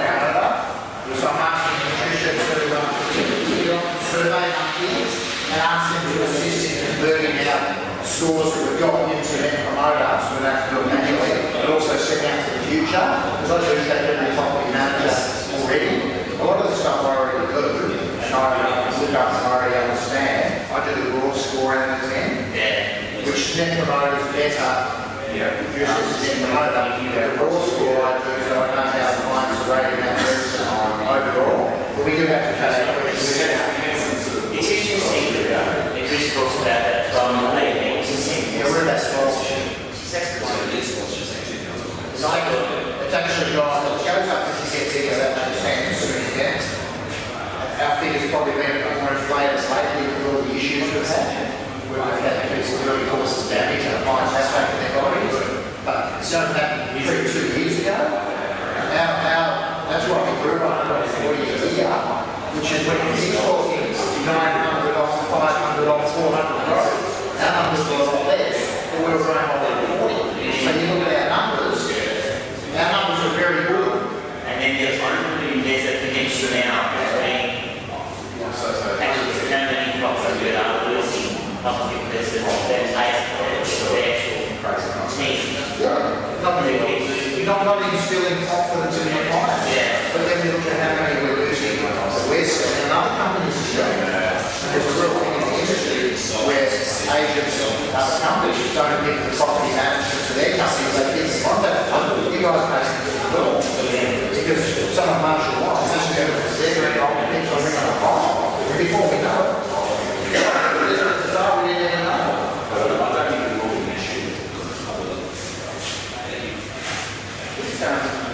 Sales.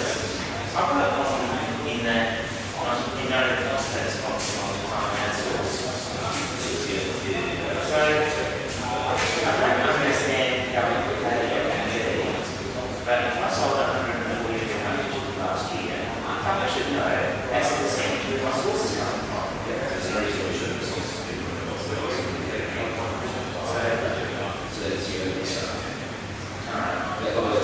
So what we can do when we put them in I can show you. Can you show me? Yeah, based on what has been Shouldn't it be a mandatory field? Yes.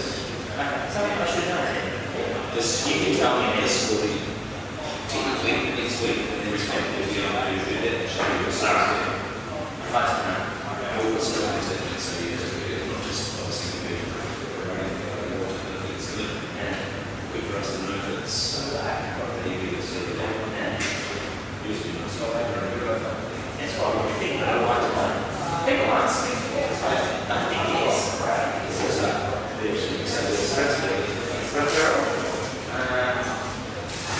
A lot of it's from my brain.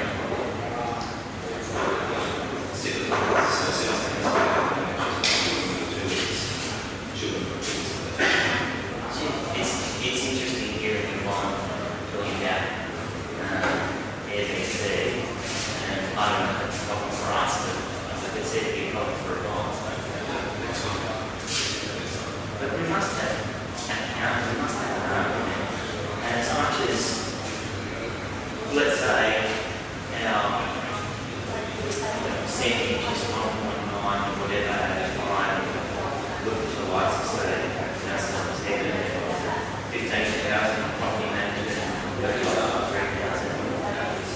It's just a real bit warfare that if Americans are blowing the shit out of the vehicle to get home, come up with a different strategy. It's real bit warfare in that we come up with a different plan to win. We can be small, but successful. It doesn't, you don't have to be the biggest to be the most successful in this. If we can come up with a better strategy that we're more successful, smaller, gives a shit as long as we're successful. I think that's something for strategy that those sorts of colleagues. Yeah. I think I was on the same stuff. Yeah. So what I said with this, something you've been listening to all the time, is that just recently, Railway Agent come out with property management, Railway Agent. So I said to Pat O'Stare and Bradley, let's get on top of this. And if we can be leading the field with Railway Agent as a review source for property management, like that, then what was it that I look everyone shit as well. I looked before. Even Nelson Alexander's in my opinion, running the best property management. Even better than I reckon they've still got shit score. It's something else we can be perceived as being the best. And it doesn't matter because you're going to get that brand recognition on the marketplace. Good point. I see that as well. Yes. So we've got to get on top of that.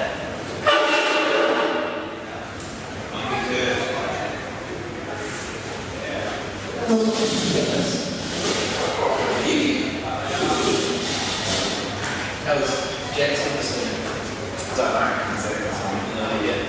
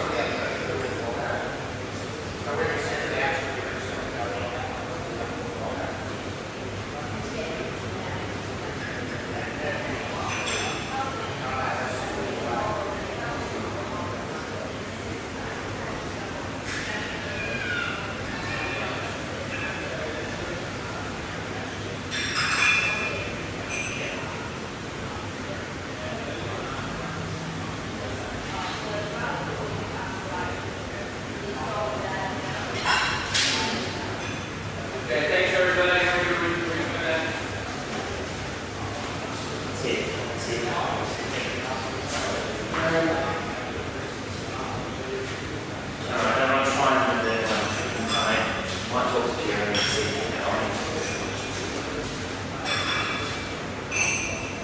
Thanks, everybody. Come on back.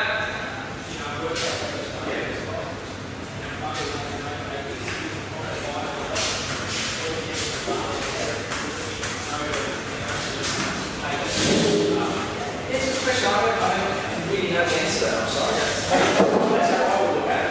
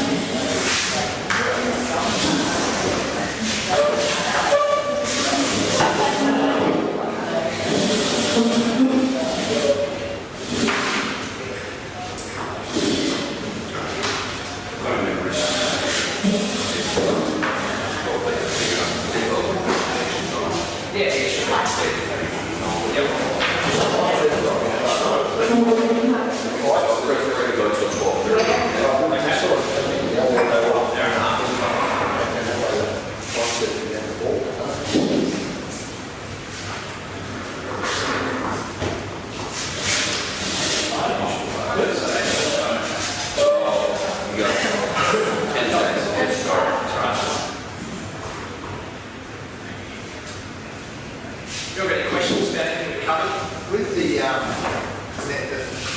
amount of clients that respond with the net promoter score, if you just ask a couple of questions, what percentage do you think you got back? In terms of the response rate? Yeah, because we're asking obviously too many questions, and to simplify that, I need to get the simple question out when you rate this and what can we improve on. So I wanted to go right across the whole headline and get the answer. But we've been typically getting about 25%, which is okay. We want it to be a lot higher. So we got to the stage where we're getting sort of 60 to 70%, but we didn't get that from day one. So we found the way that we write the email. So when it came from a real person, so you might say, hi Mary, client, my name's Andrew. I oversee Joe Blogs, who's your property manager. Wanting you to help us by answering this survey. It takes 36 seconds to answer, and it's just 2 questions. It would really help us in the development of, Joe Blogs, the property manager. You get a much better response than if you just said, hey, you can fill this survey. And then if they don't, we then send a automated follow-up. So everyone that didn't respond. So getting them to respond to the survey is a marketing exercise in itself, and you've got to test and measure what works and what doesn't. But we got to sort of pretty consistently 60-70%. And the other thing to consider is you don't want to measure everyone on day one, because you want to measure this and measure how it improves over time. So we used to do a quarter of the rent roll every quarter. So quarter one, and that's how we basically started. We just asked landlords and just a quarter of the rent roll every quarter. And then it became more sophisticated as we developed software. We used to proper software called Customer Gauge. There's a bunch of them out there now. That was the only one at the time. But and it allowed us to do things like measure, 1/365th of the rent roll every single day. So you could measure over a period of time. So you got continuous rolling numbers of net promoter score, and you could do the same thing with tenants. And then you could be triggered by certain results. So the moment a tenant moved out, they received their bond back, bang, they might get that would be, based on experience with the vacate process, on a scale of 0 to 10, how would you, why would you refer an express refer to a colleague? So then that's how we do that. So it became quite sophisticated. But it doesn't have to start there. It can start literally as simply as start with landlords, once a quarter, do a quarter rent roll, and then measure and add it up. The other thing we used to do is, when you're only measuring a quarter of a portfolio, if they've got 120 properties, you're measuring 30, you're probably not going to get enough information to be statistically accurate. So we would measure, so when a property manager got their net promoter score today, it was actually the rolling average of, say, the last 3 quarters. And then the following quarter, extra quarter results would drop add on, previous quarter would add off. So you've still got statistically relevant information. I was talking to Craig during the break, and Craig mentioned the scenario of when it was grey white, people would ask the question of, well, how do you deal with the fact that Joe Blogs had a good experience, but his view of a good score was 6, and 6 on this score is a passive. And we always used to get that question from our property managers as they go through the scores and have a look at who scored them what, etc. And what's interesting is that when they went through the scores, we always used to explain that any individual score by itself is irrelevant and just should be ignored completely. The only reason we're looking at it is to look at their feedback and gauge, okay, how can we service that customer better? So any individual score is irrelevant. What you've got to take is a collective, and that's why you need the numbers in order to make it statistically relevant. Another thing we did with Net Promoter Score, which was really cool, was that we also went through our entire, and this is like a business growth building aspect, we went through the entire rent roll and researched every single owner as to where they could, how you kind of do the trail. They own the property that is managed by you under a particular company name. Okay, what other properties does that company name own? So what other properties does that company own? Does the owner's partner, wife or husband own particular rental properties? We came up with a complete list of possible properties that a particular owner could have. And then we would use Net Promoter Score surveys to target those owners specifically. So a property manager at any given time might know, I've got these 3 owners who've just scored me a 10 out of 10, and I think that they own these other 3 or 4 properties. So then we'd have reasons to call those people and ask them about those other properties, knowing they've just given us a 10 out of 10. If they'd given us a 0 out of 10, we would know not to ask that owner. We wait until the score improves so that when we are after, you can't ask an owner every single time you ring them about bringing their property manager over because it annoys them. So we would time it in order to increase the conversion rate of bringing those owners over. And having owners that have a property with you, a property with someone else, actually increases your loss rate. Because if you've got one with you and one with Jealous Craig, they're comparing you on a daily basis to Jealous Craig. The moment something goes wrong with your property, you're more likely to lose it. Whereas if they've got both with you and something goes wrong with one property, they kind of go, well, it's too much of a hassle, I don't know any other property manager, therefore I'm more likely to let you recover. And so getting all of your multiple owners in one on board is actually, while it increases your rent roll, it decreases your loss rate as well. And it also decreases the work rate. One owner with 2 properties is less work than 2 owners with 2 properties. So there's some of the nuances that you can use Net Promoter Score to increase conversion rate. And you start to think, once you collect all of this data around Net Promoter Score, what could you use it to do? Really, another example of that is when you're building a rent roll, you've got a database of customers who have a property managed with Joe Bloggs down the road, or Ray White, or Roger Hilbert, whoever, and you do an industry survey. It's a great lead generation tool. So we would say, we do it under a different brand. So we do it under a brand that we had called howmuchrent.com.au, which was a separate website. And we'd say, we're surveying the industry on their service levels. Could you just answer this on a scale of 0 to 10? How likely is you to refer Ray White to a friend or colleague? Because we knew their property was managed by Ray White. If they come back with a 10, no point marketing that customer. Probably wasting money. They come up with 0. We should be doing everything we can to market that customer because the likelihood of them leaving is significantly higher because we know they're unhappy.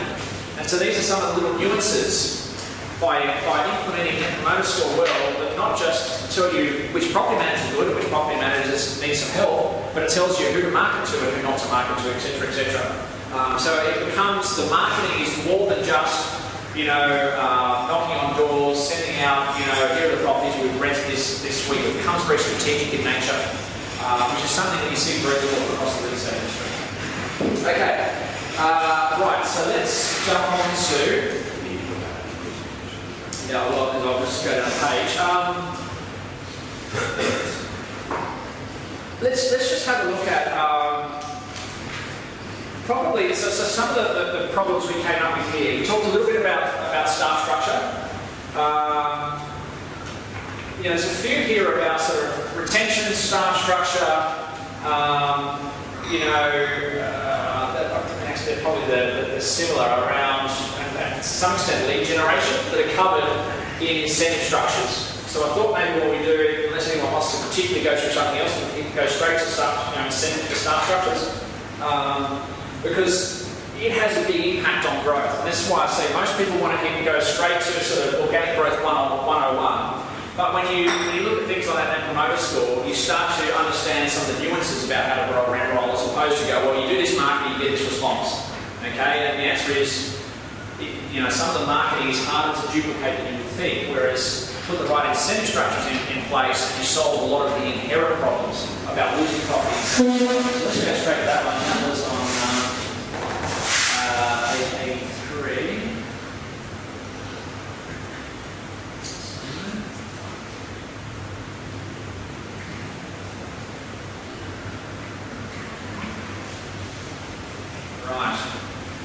Okay, has everyone heard the term what gets rewarded is what gets done? Yeah. Okay, and I'm a big believer in that. And so one of the problems that we have in the property management industry is we've got these unusual sort of incentive structures. It's common in the real estate industry for salespeople to be rewarded for getting the outcome the business wants, which is listing and selling houses. But it's not common for the real estate industry to reward property managers for getting the outcome that they want. In fact, a flat base salary for property managers in the real estate industry is actually counterintuitive. It actually rewards poor performance, which sounds a little bit odd, but let me explain why that is. If you're a property manager and you're being paid $60,000 to manage a portfolio of whatever, 150 properties, whatever the number may be, depending on the structure you use, and you do a good job, and you convince Joe Bloggs, who has 5 other properties, to come on board, then all of a sudden, instead of managing 150 properties, you're managing 155, and you're getting paid the same amount of money. So you've effectively got more work for the same amount of money. So therefore, what you're telling the property manager to do is to do a good enough job to keep their job, but not a good enough job that results in them getting more work. And you will have some people that are naturally strive to do a good job, but you will also get a whole bunch who look at it and go, there's absolutely no benefit to me personally. And sometimes it's not even a conscious thought. Sometimes it's just, it's human nature. There's absolutely no benefit to me to get other businesses on board with. And so one of the things we looked at, and we tried a few different structures, is how do we change this theory of this flat salary for property managers and change it to a structure that rewards the outcomes that we actually want. And we did a similar thing with business development managers as well. So business development management, or business development officers, basically salespeople for property management, because it's much easier to measure the outcome that you want, it's much easier to reward people. And so, the way we measure our business development managers or manage their structure is we pay them a base salary, and then we pay the commission for signing, based on signing the property, and then we have basic minimum performance standards. Now, there are a whole, and this one's going to come down to nuances, a whole kind of bunch of do's and don'ts. I'd be interested to know, first of all, how many business development managers are employed throughout the group and how they're structured. We'll talk a little bit about some of those incentive structures and my views on them. So, how many business development managers are employed within the business? So, from a corporate perspective, are there any? Like, in a lot of cases, there aren't any. Yeah, we've got 3 at the moment. Yes. They're paid a base, and then commission on meeting certain standards of fees for the first year. So the legal fee, the management fee, marketing fee, the releasing fee, internet statement fee. So if they reach a certain standard, they get 1-for-1 commission. Okay. If they're below, they get 0.8. So if they sign up, so let me explain what I'm hearing. They sign up a property at $400 a week, 8%. That might be total annual commission of $1,800. So and assuming they met certain other criteria, if they got 2x rent, or it might be a percentage of the let fee, depending on which market you're in, they would get 1-for-1 for that. So that's right. So they get paid from 1 to 10, 11 to 15, 16 to 20, 21 plus. So before they signed up? Yes. So they've got to meet, so the average for the first year's income might be $1,500. But on that one they smash it and they get $1,800. So when you total up their listings at least at the end of the month, once they become management, they get paid from 1 to 10, 11 to 15 and so on. So it's a matter of meeting certain standards, so we try and keep the fees in perspective. Base salaries, ballpark? What sort of base salary? Base for business development, 70, 80. 70, 80. So, and of the 3, on average, how many they sign up each month? Average being not the best they've done, just literally average. Probably about 12. 12 per person? Which is a combination of salespeople, brand, own efforts. So they get leads from salespeople? Brand, salespeople and brand are 2 top performers, and then their own efforts. Okay, cool. Does anyone else employ business development managers? Anyone got a business development manager in their business? Okay, cool. So if you really want to grow, my view is it's a bit of a cost. But step 1, get a business development manager on board. When it's someone's full-time job to sign up properties, and even if that is someone part-time, but if the only responsibility they have is to sign up properties and they can't hide behind other things. So we have people doing dual roles, all that sort of stuff. and it's very, very hard, in my view, to motivate someone whose job is also to do something else, because following up a client who's got a property is while it's important, it's not urgent, and the urgent things always come first. So my experience is that people whose only role, be it full-time or part-time, is to do a particular job, which is signing up properties, will get a better outcome. One of the ways, and the problem is, of course, it's expensive to do. So a business development manager signing up 12 a month in your structure, including their 70-odd base salary, would earn what over the course of the year? Probably there's an extra 15. Current people we've got probably about an extra 15, but previous people would probably earn another 30. So they get somewhere between 80 and 110? Yeah. Yep, with something like that. Previous person's base was lower, so she would earn on 70. Did about 30, so she was 100. So you The talk single best performer ever, how many properties have they signed up in a year? She would have done about 24 or 5 a month on average. Okay, that's good. So that's sort of 280 properties. So she did really well, and her fee standards were also very. So if you sign up 280 properties a year, how much would she have earned? Back then the base was low, so I think the best year would have been just over 100. Okay, that's really interesting. One of the things I find with business development managers is it's very common within real estate businesses to have a culture of everything revolves around sales.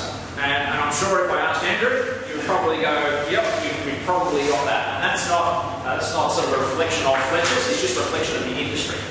Everything is around sales. One of the things I often have people talk to me about when you're doing a presentation like this, they go, I've got this great business development manager. Last year they signed up 200 properties. As soon as they get into sales, they are going to be an absolute gun. To which my response is, yep, and as soon as they get into sales, you're going to lose 70% or 60% of the total revenue they generate to him, and all of a sudden you're going to be earning a whole bunch less.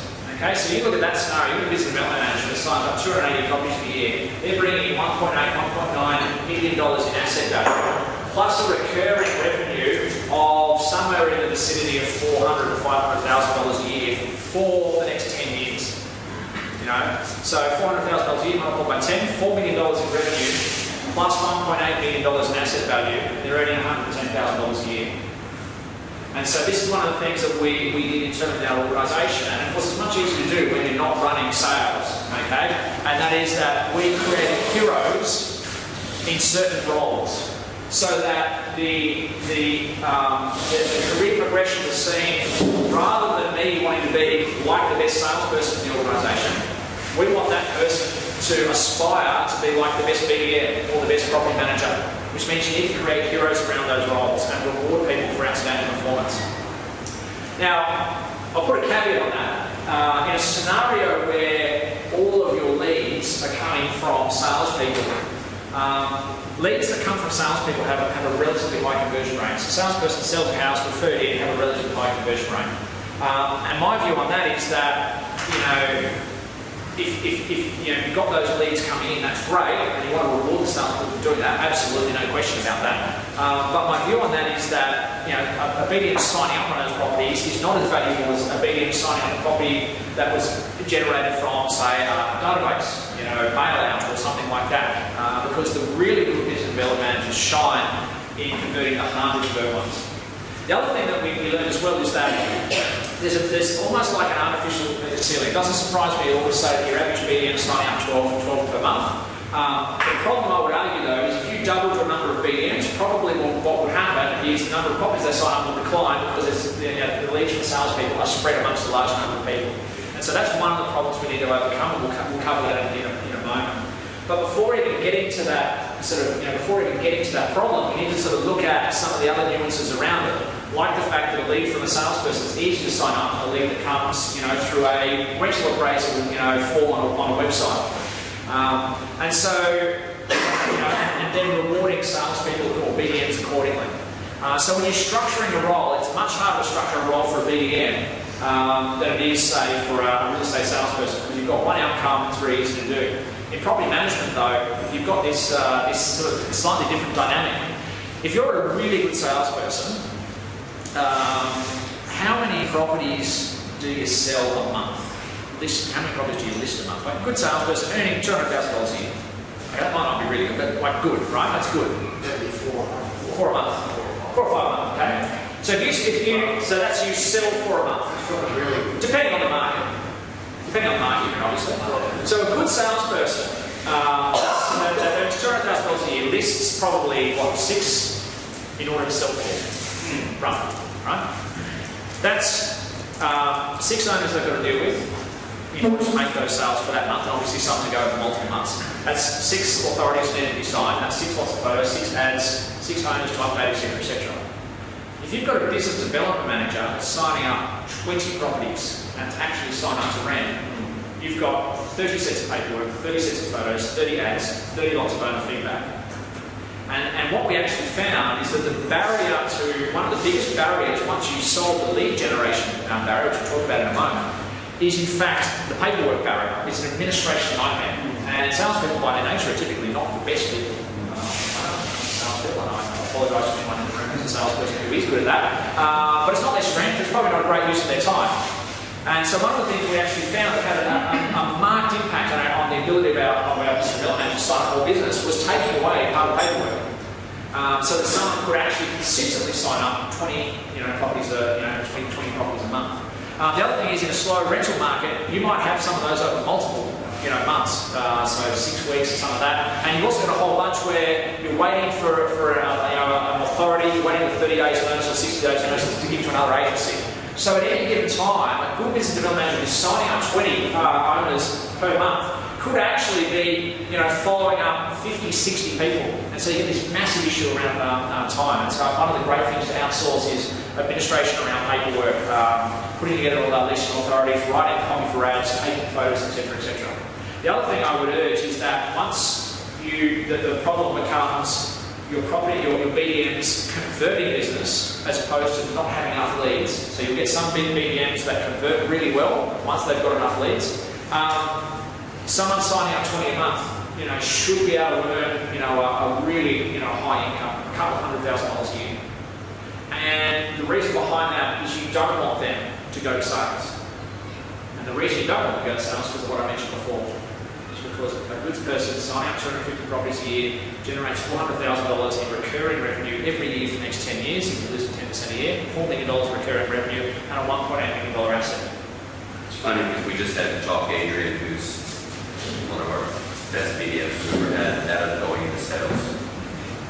And the other thing that's really interesting is that... So you're earning more money. Yeah. Now, the other thing is that if that person is... Adrian wanted to go into sales, so we had to talk him out of it. Yeah. Just because we didn't want to lose him out of it. Yeah. We had to talk about this level of income he could earn. And, so... Not here. Yeah. What if we've got a room full of salespeople as well as property management? As a concept, what if, rather than paying a lead, let's say I, as a salesperson, I sell a property to an investor that wants to rent the property out. Ordinarily, what would happen is I'll refer that on to our business development manager. Yep. And let's say Sean goes out and tries to list it. And I get paid a week's rent. And let's call it $500 a week. And that's what happens, I guess, with growth. But as a concept, as an idea, what if I listed it? Correct. I signed it up. And we remunerate, taking out of it, a salesperson, not $500 a week. But if it's worth $6,000 to the business, you remunerate the agent, so they double 3 times the amount. It's $1,000 if they sign up. So you get salespeople turning them into BDM. As a concept, I don't know if this has been done. So intuitively, I'm thinking, and I always preface this by, I haven't tried it, so I wouldn't say no, but, and it's probably a pretty big but. 2 things. A good BDM actually has a different set of skills to a good salesperson. And in fact, our best BDMs were failed salespeople. People that when they got face-to-face with an owner who had a house to sell could convert them, but struggled with getting face-to-face for the first time. And we'll explain in a minute, but getting leads for property management, getting people who have a property to rent out is actually really easy. So our problem was never not having enough leads. Our problem was always managing the performance of the BDMs in order to get them to convert, the tough ones as well as the low-hanging fruit. Okay. And now I would argue, Tim, it's not a good use of your time or anyone else's good salesperson to go and convert something where when you can find someone else who's got that skill set who probably isn't good at the whole listing and sale process. It's not a good use of your time. May I return to it? You It might be that. That's actually a very good use of my time because it instills a relationship with the purchaser in that, from a sales perspective, you're not dropping them up to basically sold them your property. Here's Sean. Oh, this is Sean. Absolutely. You got to drop them up to. Yeah. The other thing, you actually nurtured them into the property management sector, and I think if you've got all these BDMs here in the room, it could work if you're incentivised to do it. I'm not just talking, just when it's a concept. I wouldn't say no, but the other thing I would add to that, you've then got to deal with the big issue of over-promising and under-delivering, which I'm not sure if that was what you were about to say. It's called bullshit. And so, as a BDM, managing what is promised at the outset is you can promise the world and have a higher conversion rate. And managing that with a BDM whose sole job is to sign up properties for property management department is much easier than managing that for a salesperson who might do this 4, 5, 6 times a year, who's also got their head mainly around how do I list and sell at auctions, etc. for property. You know, as I've said, never say never, but they would be my initial concern. And the over-promise, under-deliver is also an issue with BDMs. But because you've got they're signing up so many of these properties, you can actually measure that, you know, by the quality of the properties that they bring on. I think they're trained, not to say you can't train people, but they're trained to understand how property management works. Yes. Yes, absolutely. And as you say, we still have issues with, but I don't think to the same extent we have it with people on commission and getting listing to get it on and having all these issues, and then the poor property manager's got to try and manage down the line. Yeah, absolutely. Yeah. Now, for the officers that have got, you know, if you've got 200 or you've got 20 properties on the rent roll, incurring $150,000 worth of costs up front in order to start building the rent roll by 100 properties per year is a big cash flow issue. And I've seen this dealt with in a few ways. One of the ways to deal with that is to share a BDM with a neighbouring office. Okay, so they work on, and you pay for the properties that are brought to your rent roll. So instead of growing by 120 a year, you might only grow by 60 a year, but you're solving that cash flow issue. And I'll cover some things on cash flow in a moment in terms of, you know, should I buy or should I build a rent roll? Because they both have different cash flow profiles. So that's one way that you can deal with that, by basically sharing the cost across, you know, multiple offices. Because a good BDM can actually do a lot of signing up a property for rent without actually going out and visiting the owner. The key to getting them really efficient is doing as much as they can on the phone. So, contrary to popular belief, they don't have to go and meet the owner face to face. And you can understand, if you're doing 20 a month consistently, that's really hard to meet all of those owners at the property face to face in order to do that well. Okay. Let's just keep going because otherwise we're going to get bogged down. So, Andrew explained some of the things around the BDM and commission. So, one of the big things I would say is, I would say probably in the vicinity of 60% of BDMs that operate in the Australian market pay a flat fee for each property they sign up. Now, you guys aren't, which is pretty good. Okay, it's a fundamental sin. We don't want to pay a BDM, you know, a week's rent or $500 for signing up each property.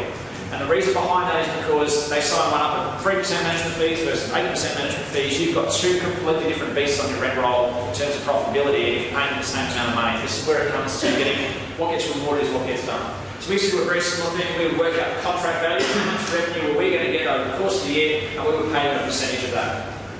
That figure roughly worked out, if they were signing them up at our 8%, which is high for the Australian market, high for the Brisbane market. So the average property on a rent roll in Brisbane sits around 7.3%. The average that we signed them up was 8.02, and our rack rate was 9.9, which comes into this 3 months free. Sorry? 45. No, it's not uncommon. It's not uncommon for five in the Sydney North market. But you're probably working on a higher rent per week, and you're also working on higher let fees, typically as well, and probably less routine inspections over the course of the year as well. So it's common in the Brisbane market with 3 or 4 routine inspections a year. Legislation. Yeah. So each state market is different. So that's something to understand. But a lot of people ask about the 3 months free.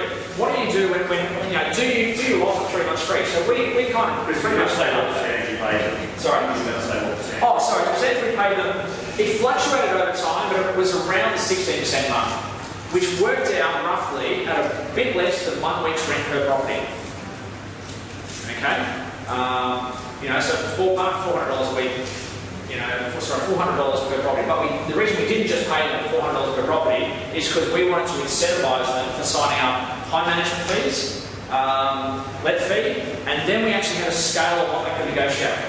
And we had a scale of what they could negotiate. So if they negotiated something away, it wasn't a management fee. We would much prefer to negotiate away the lease renewal fee, or an administration fee, or one of the other fees. And the reason behind that is because the rent roll is valued on the value of the gross management fees.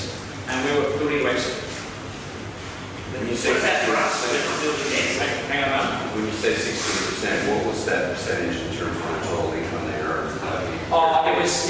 It would have been well over 50%. Was the hidden incentive? Yes. Yeah. So, and the other thing though is it depends on the different BDMs. That's the other thing. A high-performing BDM who's signing up 20 a month, your acquisition cost per property is a lot lower than a BDM who's signing up 8 per month. Because you've got the base salary divided amongst the 8 properties per month that are low-performing BDMs. So it's all about how do you get a smaller number of high-performing BDMs who, because they're earning more, also stay in their job longer. And that's one of the things to understand is that a high-performing BDM who's earning $150,000, $200,000 a year, the cost to get the property on your rent roll is actually less than a low-performing BDM, and they stay in the job longer. And so you've got less costs, administration costs around recruitment, turnover, etc., etc. The other thing is minimum performance standards. We had a thing in our office where if you don't sign up 8, you get no bonus at all. So your base salary covers the first 8 properties. If you can't do 8 properties with the supply of leads that we're giving you, it started low. That started, I think, at 6 many years ago, and then went to 7, then went to 8. There was always an argument when it went up. But as you can imagine, the high-performing BDMs didn't care, the low-performing ones did, and that's less of an issue. Very simple one. Keep moving. Yeah. Okay, so that's something to consider about minimum performance standards as well. Now, probably that's not particularly groundbreaking, but I would argue this bit probably is. We talked about flat salaries made for poor property managers. And what we need to do is we need to reward property managers for good performance.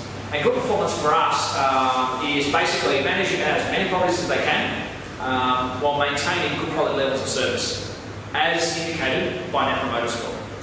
So one of the things we did is we set up a system within our office so that we could manage a portfolio along the lines of what we called our portfolio health check. One of the biggest issues in property management is it's so easy to hide things. Okay, and you always get this issue, property manager leaves, new property manager comes in, portfolio's a mess, no one really knew, new property manager's got a whole bunch of mess to deal with, so they turn around and leave and go somewhere else, and you're turning over multiple people, and it's not good for business. And I'll send these slides around so you can have them. This is a snapshot at any given time. This was a moving beast, depending on what it was that we were controlling. But this is what an example of, at a given time, a portfolio health check. And with that portfolio health check, it's not big enough on there to read, it's a bit blurry on here. You can see what we've got is we've kind of got a snaps report heading. So we might be measuring, say, vacancies, new business. The description might be all new business properties that are vacant is how we measure it. The performance measure might be the number of properties that are over 21 days vacant. Okay? Now, the number to beat might be 2, in which case if they've got more than 2, which this one does, it's got 4, that becomes that particular topic is then a red flag. Okay, and there's, I think on this one there are 21 things. If a property manager doesn't have at least 19 out of 21, there are a few things we did with that property manager. So all of these things had to be compliant in their portfolio in order to, firstly, be given the opportunity to have extra portfolio properties added to their portfolio. Now, because we didn't pay property managers a flat base, we actually paid them based on the number of properties. It's actually in their best interest to manage more properties rather than less. Because the more properties they manage, the better that they actually earn. And so in order to be given new properties that the BDMs are consistently bringing in, somewhere around the 8th month, the question is who do those go to? And so you can only get one if you're a property manager if you had 19 out of 21. This score was done weekly. The office manager in each office would go through each property, each health check each week on a Monday morning with each property manager. And if they were less than 19, they had to fix those issues that were 19. And every now and then you get portfolios that get into the 14, 15 and 21, and that's where it becomes a mess. Okay? And so that's how we measured the quality of the portfolio, and these things change. So obviously, number of properties over 21 days vacant, that is impacted significantly by the market at any given time. So that figure, we might get to the stage where you know what, vacancy rates are very low, so therefore we'll change that down to 14 days. So this was a moving target. It will probably change once a quarter with agreements and things to it. So property management measured based on the quality of the portfolio as well as Net Promoter Score. Now, of course, if you're rewarding property managers, i.e. paying them more for managing more properties, the number one problem you have is service. Because it's in the best interest for a property manager to manage 500 properties, and therefore service is going to decline. So if you're managing 500 properties, which is very difficult, obviously, impossible, I would argue, then your 21 is going to be very, very low, and your Net Promoter Score is also going to suffer because you're not going to be able to provide the level of service required. And that's effectively how we measured, or how we turned property management into a performance measure. It was their health check, matched with their, what we call RELS, Rental Express Loyalty Score, which was just NPS. It was changed the name so it was easier for people to understand. And so what we then did is we said, okay, we'll pay a base salary that is low. In our market, it was around the $50,000 mark, 45 to 50, depending on what we could get someone in the door of. And then we'll pay them a bonus based on the number of properties. So up to, I think, 80 properties is what we got the base salary for. And then we had these basic gauges. So, 80 to 95, 95 to 110, 110, and you get a certain amount extra per property. So a good performing property manager in our office could actually earn $160,000, $170,000 a year. And the really interesting thing is that we found we had property managers that could maintain the 21 out of 21 or 19 or higher out of 21 and a very, very high Net Promoter Score, and at the same time managing double the number of properties of someone sitting next to them using exactly the same systems and procedures. And that was a massive eye-opener. The levels of difference in the quality of a person's ability to do the job was staggering. And when we implemented that system after the back of 3 or 4 different iterations over time, that became really obvious. And what we also found was that those that could manage those levels of properties, double what someone else doing running a similar system could do, those people stopped turning over because they were typically the talented employees or the talented property management in the business, and they were probably equally talented to do other things that could pay them more. And so as soon as they could earn a very, very big salary doing property management, they would stay much longer. The average turnover of a property manager in the Queensland market when I was last involved in this about 3 years ago was the average turnover, the average property manager stayed for 9 months in a row. Okay, staggeringly low. Now a lot of people kind of go, well, how does that work? But when you take into account a scenario, property manager comes, they leave, the portfolio is empty, someone comes in, sees it's a mess, they're there for a month, turn around and go somewhere else. That was all taken care of. That was done by Real Estate Dynamics, that survey. So average property manager stayed in the role for 9 months. Our average property manager stayed for 2.7 years, which is still not great, but significantly higher than the average for the industry.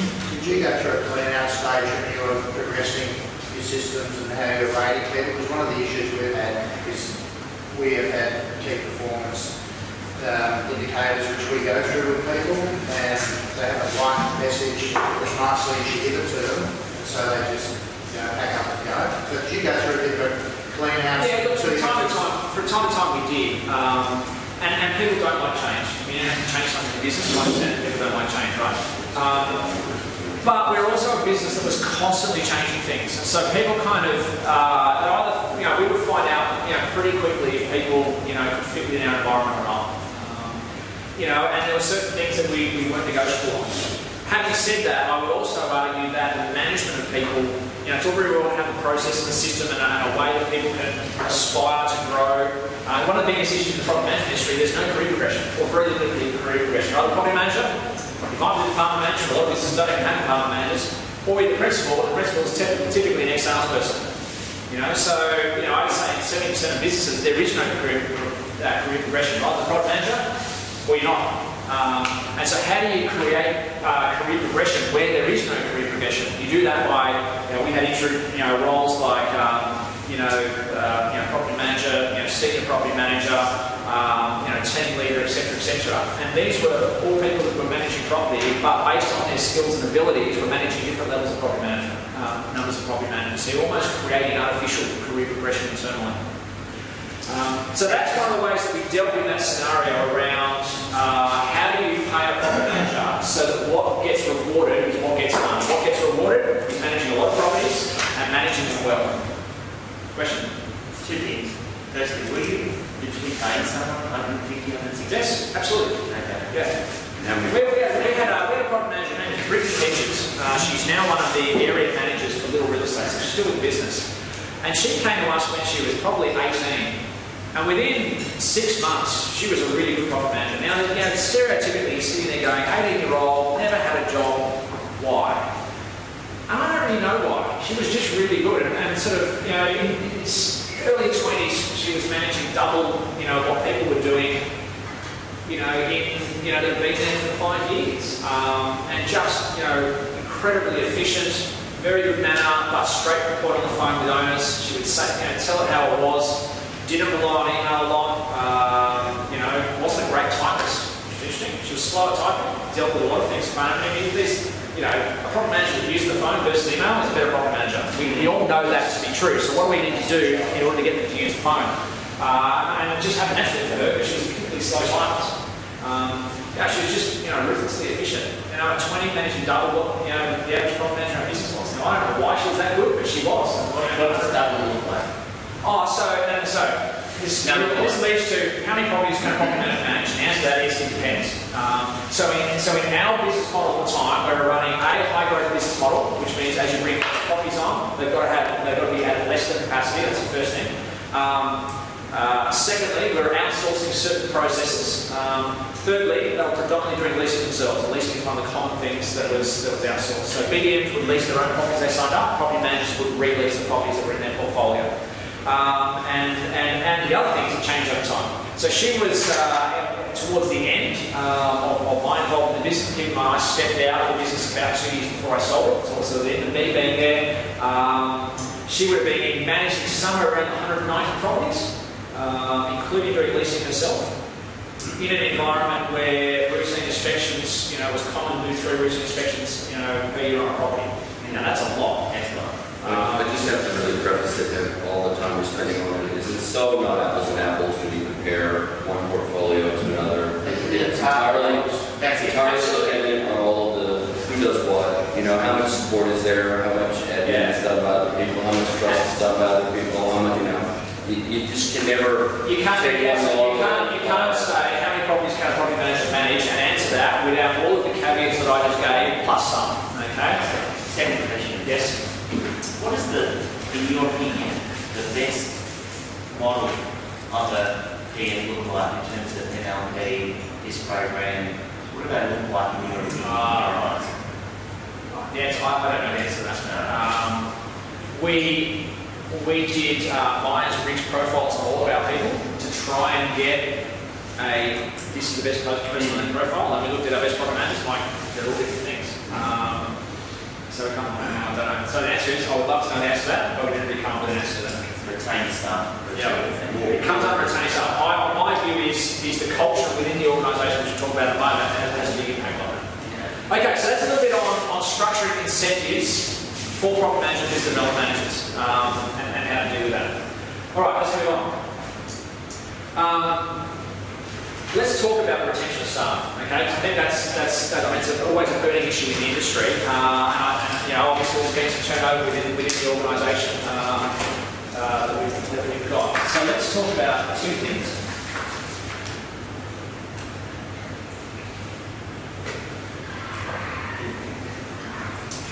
So in any real estate business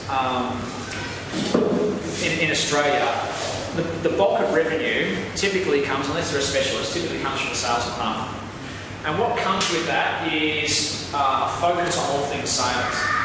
Now, I've asked, and I've spent a lot of time in a lot of businesses over the years, when I do this sort of stuff, I learn as much as I teach. And we made a lot of point about speaking to everyone in the industry who we thought were doing a good job in what they were doing. And what was interesting was that across the board, in most big businesses, in fact in most businesses, is sales is the hero. And I would ask you to think about, what's the way of measuring this? Go back to, you have an annual awards night? Okay, classic example. Go back to your last annual awards night and just intuitively, on a percentage basis, how many awards were given to salespeople versus how many awards were given to property management people? What would the ratio be? We're actually pretty good. It's much closer to 50-50 than you might think. What would your view on that be? Depends how you look at it, because there's so many offices and how you break them up. We've got 40 people we're getting out, and not all, out of that 40, a lot of new people. So we're at 5 awards coming up, and I've gone back and said, I reckon there's 2 more, and we've only picked people that we believe deserved on our criteria. So it's 7 out of 40, but I don't know how many sales awards it's going to be. We're not as dyslexic about property management and sales, because in our head office business, we've had a dedicated director running it forever, who's got equity, who focuses really on it. It's not in head office. It's not a little brother in a sense. It's got its own guy trying to push its bear out. So we're a little. Well, my experience, and it may be different. My experience is somewhere around the 80-20, 90-10 mark. 90% of awards go to people that have something to do with sales. 10% go to people who have something to do with property management. And there's a very good reason for that. And that is, it's actually really hard to measure what is good performance in property management. Whereas it's really easy to objectively manage what is good performance in sales, right? You sell a lot of property, you're a good salesperson. You don't, you're not. Property management is much, much harder to measure that. And so that's the first thing around turnover of staff. My experience, and maybe this business is different, I would argue that you should ask the property managers before you answer if you're different, because I reckon they would probably have a different opinion. But I would argue that, if you can go and ask that question and genuinely get to a stage where the property managers don't see themselves as the poor cousins in the real estate business, then that is a key to solving one of the big cultural aspects of the industry. Most training is aimed at salespeople. Most of the awards are aimed at salespeople. Most people that end up with equity are ex-salespeople. And the bulk of the value created for the directors is creating property management. And there's this massive conflict between the two. And so that's something I would literally sit down, send an email out to all your property managers and ask them, how important in Fletcher's is property management compared to sales, or come up with some sort of survey. But you can see what they come back with. And you may be in a scenario where it is different, but my experience, I'm sure most organisations are. So that's the first thing to consider, is what could you do to significantly improve the profile of being a property manager, so there is A, career progression, and B, is seen as important as sales. And in fact, there's also an argument, I was talking to Joel, who was talking about a scenario around where in the real estate industry, his view is actually more, if you were to place more emphasis on property management, you almost need to do that in order to keep people, because inevitably they are paid, a good performing person in property management paid less than a good performing person in sales. So salespeople are rewarded by higher remuneration, and property managers should be rewarded by recognition at a greater rate than what salespeople need to be in order to keep them. That's not an unreasonable expectation. I talked about a few books that I would recommend, and one of them is this book called First Break All Rules, written by a guy called Marcus Buckingham. They did a survey from Gallup organisation. They did a survey. Has anyone read this book, by the way? No, it's not. It's kind of one of those ones that most people have probably heard of. The ultimate question. But this is one that's not that well heard of. And basically what they set out over a multi-year period, surveying some 80,000 managers in over 400 companies, is what makes a great manager. And they use this information to effectively come up with a survey to determine whether somebody was a good manager. Because their research pointed almost without exception to the fact that recruiting and retaining A players is almost directly related to the ability of that person's direct manager. So interestingly, not typically related to the overall leader of the business, and maybe they lead to bigger businesses, so maybe the CEO of a multinational has less impact culturally on a business, I don't know. But that's what they found. And what they came up with was this list of 12 questions. And the 12 questions they asked to most accurately determine the quality of a manager internally within a business, be it a mid-level manager, a high-level manager, a low-level junior manager. This list of questions look something like this. If you ask an employee, do I know what is expected of me at work, and they can answer yes and point it out, that's a sign of having a good direct manager. Do I have the equipment and material I need to do my work right? At work, do I have the opportunity to do what I do best every day? In the last 7 days, have I received recognition or praise for good work? That's a really interesting one, and one of the ones that has a big impact. There's another one in here about friends, which we'll get to know. Does my supervisor or someone at work seem to care about me as a person? How do you avoid that feeling that you're just a cog in the wheel? Probably easy to avoid in a smaller organisation because you've got more personal relationships with senior people, but a major issue. Is there someone at work who encourages my development? At work, do my opinions seem to count?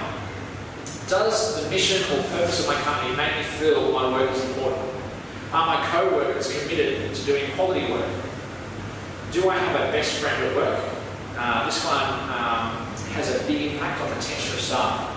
Okay, do I have a best friend at work? In the last 6 months, have I talked to someone about my progress? Once again, a big issue with property management because often there is no progress in terms of career progression. And the final one, this last year, have I had opportunity to at work to learn and grow? Now, the more questions, when you ask this of employees in any business, the more they answer yes, the more likely they are to be high-performing, long-term employees. And so when we went through this, I had all of our managers across our business read this book, and we spent a lot of time making some changes that resulted in ensuring that as much as possible we could influence the outcome of these questions so that people genuinely answered yes to all of them. And a few of the easy ones that we made work were things like, do I have a best friend at work? People that have best friends at work are less likely to leave because they're kind of leaving their best friend at work in order to go somewhere else. And a really good way to deal with that is through social activities that cost next to nothing. When you're dealing with a workforce that is that 25 to sort of 35-year-old, often female in property management, in the property management industry,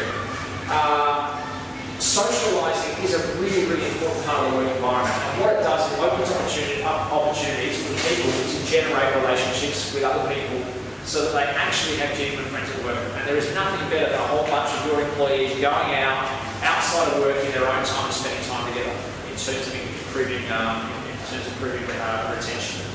So that's one that we spent a lot of time on. And Rental Express became known as kind of the place you work in order to have fun in property management.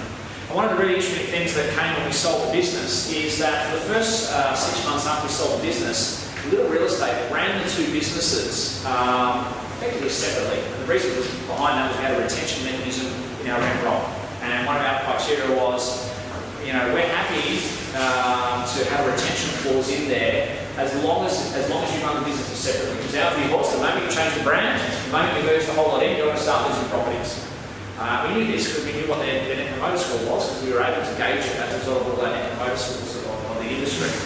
And so when they ran the two businesses separately, Rental Express and Little, the CEO at the time, who was the CEO who came in when I stepped out of the business, just on the board, Simon, he was actually overseeing the Queensland business. And as they placed advertisements, they would place advertisements for property managers with exactly the same text, in exactly the same spot. And one of the advertisements might be to fill a role at a property management role, say in Toowong, under the Little brand. And one of them might be 3 suburbs away to replace the property management Rental Express brand.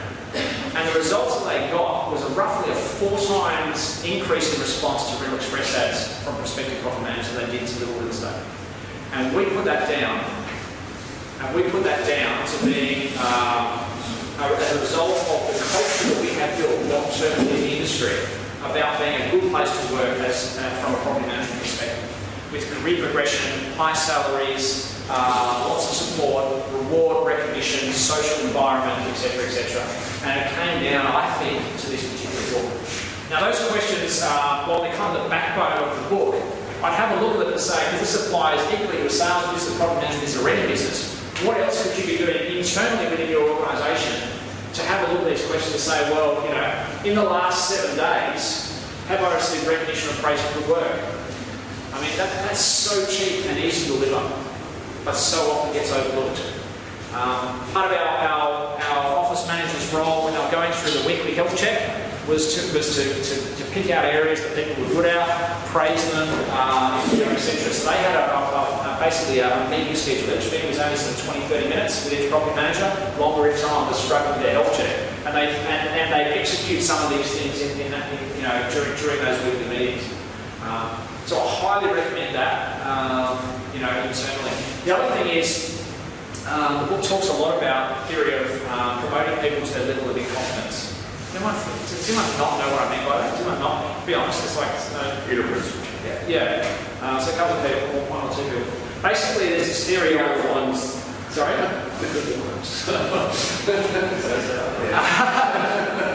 So there's this theory, and you see it a lot in the real estate industry, where we see it a lot across all industries. Someone's great at sales. Someone is a brilliant salesperson. So what do? Make them a sales manager.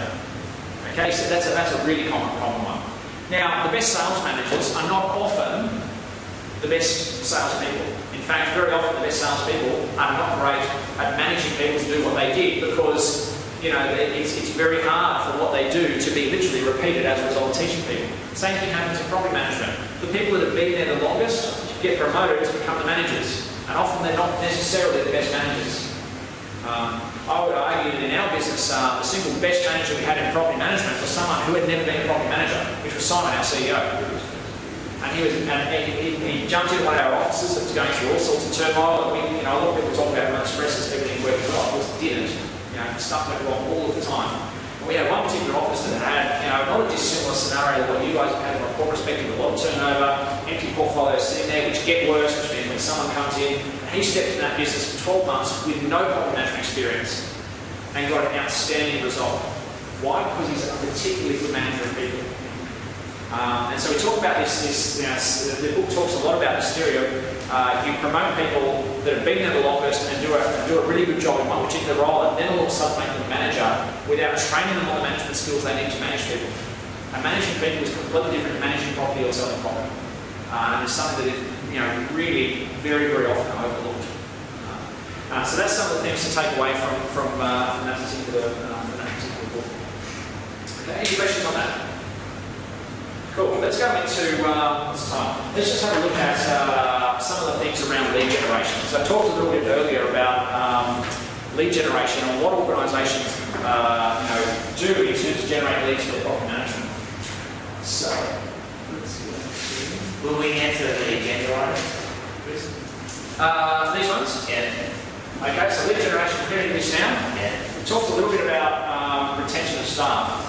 So that comes down to the structure, incentive profile, and culture in the organisation. Is it a sales-led culture, or is it a property management-led culture? And having a look at these questions, I would argue if all you did across the board was pay property managers based on performance, so it shouldn't cost you any more to manage properties. It's just that people that can manage lots of property get paid for it. Read and implement, and some of the things that are outlined in that particular book. And change culture internally around sales versus property management, which may or may not be an issue, but ask just to make sure. And I bet a lot on the fact that your property managers feel like it's a sales culture. And sometimes it's just a poor little me feeling, but Every group has it. every group has it.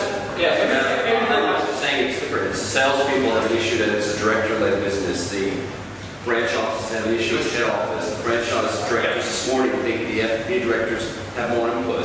I mean, everybody's always got that issue. The fact is, we're a sales and PM business. You're a rental business. it's much easier to focus on one Absolutely, thing yeah. than it is in a multi-layered business. But there's a great focus, I think, at office level, and certainly at our business. Interestingly, as soon as we move property managers into their brand new, beautiful office, now they feel isolated from salespeople and not enjoying it as much. It's like, every reaction has an opposite reaction. So, I'm comfortable that we're not just sales oriented yet. I don't believe that there isn't a huge amount we can do better in property management, which Andrew and his team are aware of. Yeah. We certainly know. That's right. What could you do that's cheap and easy to implement to improve that feeling, regardless of whether it's there or not? Because that will improve retention. There's no question about that. So talk about staff structure. We'll talk about this about marketing other agents when we go through this. We'll talk a little bit, by the way, this week tomorrow. We'll talk a little bit about this tomorrow. We'll talk a little bit about property management software tomorrow. Incentives. We'll talk a little bit about this. We'll cover this now. And marketing. We'll talk a bit about marketing lead generation. So we'll do this now. So this one we'll do now. This one we'll do now. Okay. So just find where it is. Okay.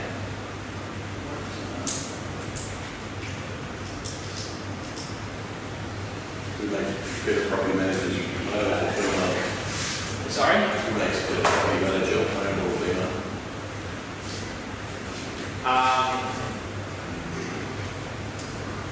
I've seen more better female property managers, but that just is because more people apply for that role. So I'm thinking women make better property managers, but I could be wrong about that. We've just employed a male who only able to work part-time at the moment. So we've had extremely high turnover in the same portfolio again and again and again. So much so that, we're constantly getting complaints from the landlords and the tenants. So we put this guy, he only worked on Wednesday, Friday. But the way he deals with the landlord is just amazing. Yeah. Much better than any female You've seen, yeah. It's always. I think people are skilled. You get people who's got good personal communication skills going to do well. We used to employ more female people, so typically our best property managers were typically female. It's hard to say. That's typically the stereotype, but that's accurate. That point.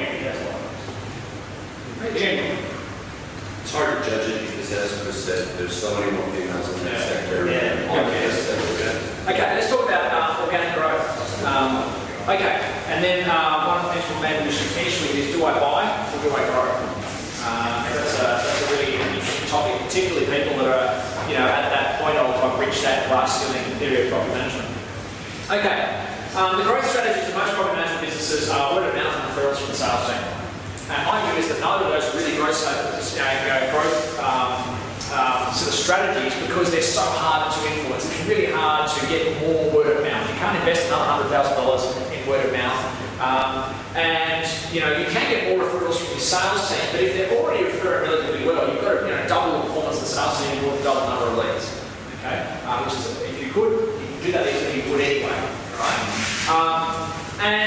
And most businesses stop there. In terms of what they're doing in order to generate leads for a property management business.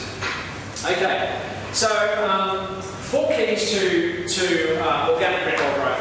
First one is salespeople. So we talked about business development managers. My view is people whose sole job it is to sign up properties will sign them up better consistently and result in long-term growth. It has some cash flow issues which we'll talk about in a moment, so to demonstrate the differences from a cash flow perspective of buying versus signing up. Was your admin support to your BDMs done in the Philippines, or was it done local? Done in the Philippines, yeah. And only for high-performing BDMs. So only once you sign up more than a certain number of properties consistently do you get admin support. Yeah. So that's the first thing. And back, if you think back 10, 12 years, business development managers, there actually wasn't a role in the real estate industry. It just didn't exist. I mean, very early on when we put 2 business development managers on, we talked about, I think it was at an ARPM conference that I was run out of. And we did a survey, who has full-time business development managers? Literally nobody. They didn't exist as a role. And over time it's become, recognised this is wrong. The carrot or stick approach to new business for property managers. So in our business, we had property managers sign up their own properties from owners that had additional property. And everyone talks about the carrot and stick, you know, reward them and they will do something, which I believe, but also reward them and then for doing something, and then if they don't do it, there's kind of an argument to say you need to get the stick out. So when we were constantly changing things, one of the things we did is we went from a scenario where BDMs would sign up extra properties coming on the rent roll as a result of referral from a property manager. So the property manager will recognise, I've just had a conversation with Joe Bloggs. Joe Bloggs has an extra property that's managed by Ray White and he's open to coming across. I would then, as a property manager, pass that to the BDM and the BDM would go and sign it up. And that's the place who's the money for Jan. And what we were really trying to get our BDMs to focus their time on was not catching the low-hanging fruit, but was converting the ones that were hard to convert. And so we basically implemented this system where, okay, from this point forward, property managers, we want you to sign up the properties from the additional ones coming in. What happens? Number of components. And the reason why is we weren't rewarding it properly. So we then put in place a reward structure. What we said is we will give you the same commission that we'll give a BDM, which was 16% of the annual contract value. Okay, and then some of them started to do it. And so then what we said is, look, you know what? Our view is, if you want to work here, you need to sign up at least, and I think the figure was 6 a year. Okay, so 1.5 books, not a lot, right? 6 properties a year from your rent roll, from owners who have currently got properties on your rent roll. That's not a lot of properties, but when you multiply that by sort of 40 property managers, that's 240 properties a year that used to be clogging up the time of business development managers. I mentioned at the start that now last year we signed up 936 properties in 1 year, and that was with 4.5 BDMs. So we had sort of 5 for part of the year, 4 for the rest of the year, 936. And they weren't referrals from salespeople, and they weren't properties where owners had one on a rent roll along somewhere else. So you take that, ballpark, it's a bit over 200 properties per BDM. Okay? So the carrot or stick approach to new business for property managers. So we basically went through this process for a period of time. I can't remember was on that health check, but on the health check is how are they performing in terms of their 1.5 properties per quarter that they need to sign up as part of management their role. And then if they simply didn't do it over a period of time, which some did, we actually terminated a property manager for not doing that, who was a relatively okay performing property manager. And that really got the message out that, hey, this is something that needs to be done and we take it very seriously. Okay, so, quite harsh, but in our view, sometimes you've got to implement things in order to make them work. The second thing is building a database. Do you guys have who has a dedicated database for prospecting property management landlords? Anyone? You have a dedicated one? No? We're using Console to record legal groups, but as far as Yeah. You do have a group? Yeah, like I myself as let's say back database, so I'm just trying to make it into sort of fake database now. Yeah. In the process of doing that, I found a lot of those vendors, they had no intention of selling it all, which is big time investors. So I've given skipped that out of the actual database and I'm going to the property management environment to sort of nurture that advantage and bring them on. Okay, cool. Question? In the long process, we're developing it out. We're in Rawbar, we're a TSU BDM. We're wanting to have a list of 150 building managers on the fortnight on a BOL list. So BOS provides itself almost a lease list. Yep. We're servicing people on board. Investors for every company has on the marketplace to try and get the buyer competitor and come to us. So in a sense, in its infancy, yes. Okay. We'll talk about the database at the moment. So one of my experience is that your average real estate business has got quite a sophisticated way of managing the seller process, and they don't have a sophisticated way of managing the landlord process in terms of how we sign up more landlords through a database. Is there any system that you could recommend for property management? So we use Salesforce, which we customise, which I probably wouldn't recommend. We spent a lot of money doing it, and we could have got the same thing a lot cheaper. Inspect Real Estate, so Andrew Reese's business, they have a product that's called IRE-BDM, so it's a database specifically designed for business development managers to sign properties up. It's not particularly expensive. Actually, I don't know how much it is, but most of the products are, pretty cheap, and it's designed specifically for property management process. That's the only one that I know is that it's designed specifically for property management. Say that one again. It's called, so Expect Real Estate as a business, and the actual product, there are about 18 products, most people only kind of know 2 or 3 of the key ones. It's called IRE BDM. If you use Expect Real Estate, just ring them up and say, hey, I've got a database for BDMs. So the 4 key steps. The third one is building a database, and the fourth one is investing in marketing strategies. So for every business development manager we put in, we invested $50,000 a year, so we allocated $50,000 a year in order to market to generate leads for that person. Okay? And there's a reason that we did that. And the reason we did that was that when you market to someone, to a group of 100 people that own 100 houses in the street, and you're marketing them to sell a house, at any given time in a street of 100 people, you may only have 10% of those who are even contemplating selling a house. Right? And so therefore you send 100 letters out, hypothetically, direct mail. At best, you've only got 10 people that are even interested in the product that you've got to sell, which is helping them sell their house. If you send a letter to 100 owners who own a property that is currently got tenants in it, then all 100 of them can actually respond. And so one of the things we learned very early is that when you market to people your property management services, you get roughly a 10 times response greater than if you market doing the same thing to sales. And so therefore, why? Why? Because if you take a street of 100 people that own 100 houses, and you send them a letter saying, hey, would you like to sell your house or something? You're marketing to them in order to get a listing. At any given time, so as I said, scroll forward, if you send a letter to 100 people that are on your database that you know own an investment property, either someone is managing it, either someone is managing it or they're managing it themselves, so they need the service. So at any given time, you get a much, much higher response rate to any marketing you do from a property management perspective than you do from a sales perspective. And one of the things I find very often in the real estate industry is people put on a BDM and they say that BDM, the way to go and get business is to act the same way as you would if you're a salesperson. And my view is the hard yards involved in getting a listing are worth it because of the revenue you get. The hard yards involved in doing all of the traditional things you would do as a salesperson to get a listing don't apply in terms of return on time from a property management perspective because it's just too hard. Where you send them 100 letters, you'll get a response. Put on a seminar to say, here's how you can increase returns you get from investment property, you'll get 30 people show up. If you put on a seminar, a similar thing, learn how to sell your house for a maximum return, you won't get 30 people show up. So that's one of the interesting things we learned about property management versus sales in terms of marketing. So every BDM, we allocated $50,000 a year budget in terms of marketing, and very often didn't spend it all. So we're sort of spending between $200,000 and $250,000 a year in marketing in order to generate leads for our Where were you finding those 100 people though in terms of investors? Sure. So very early on, we started out by database, and I'll cover this, but I'll talk about it now.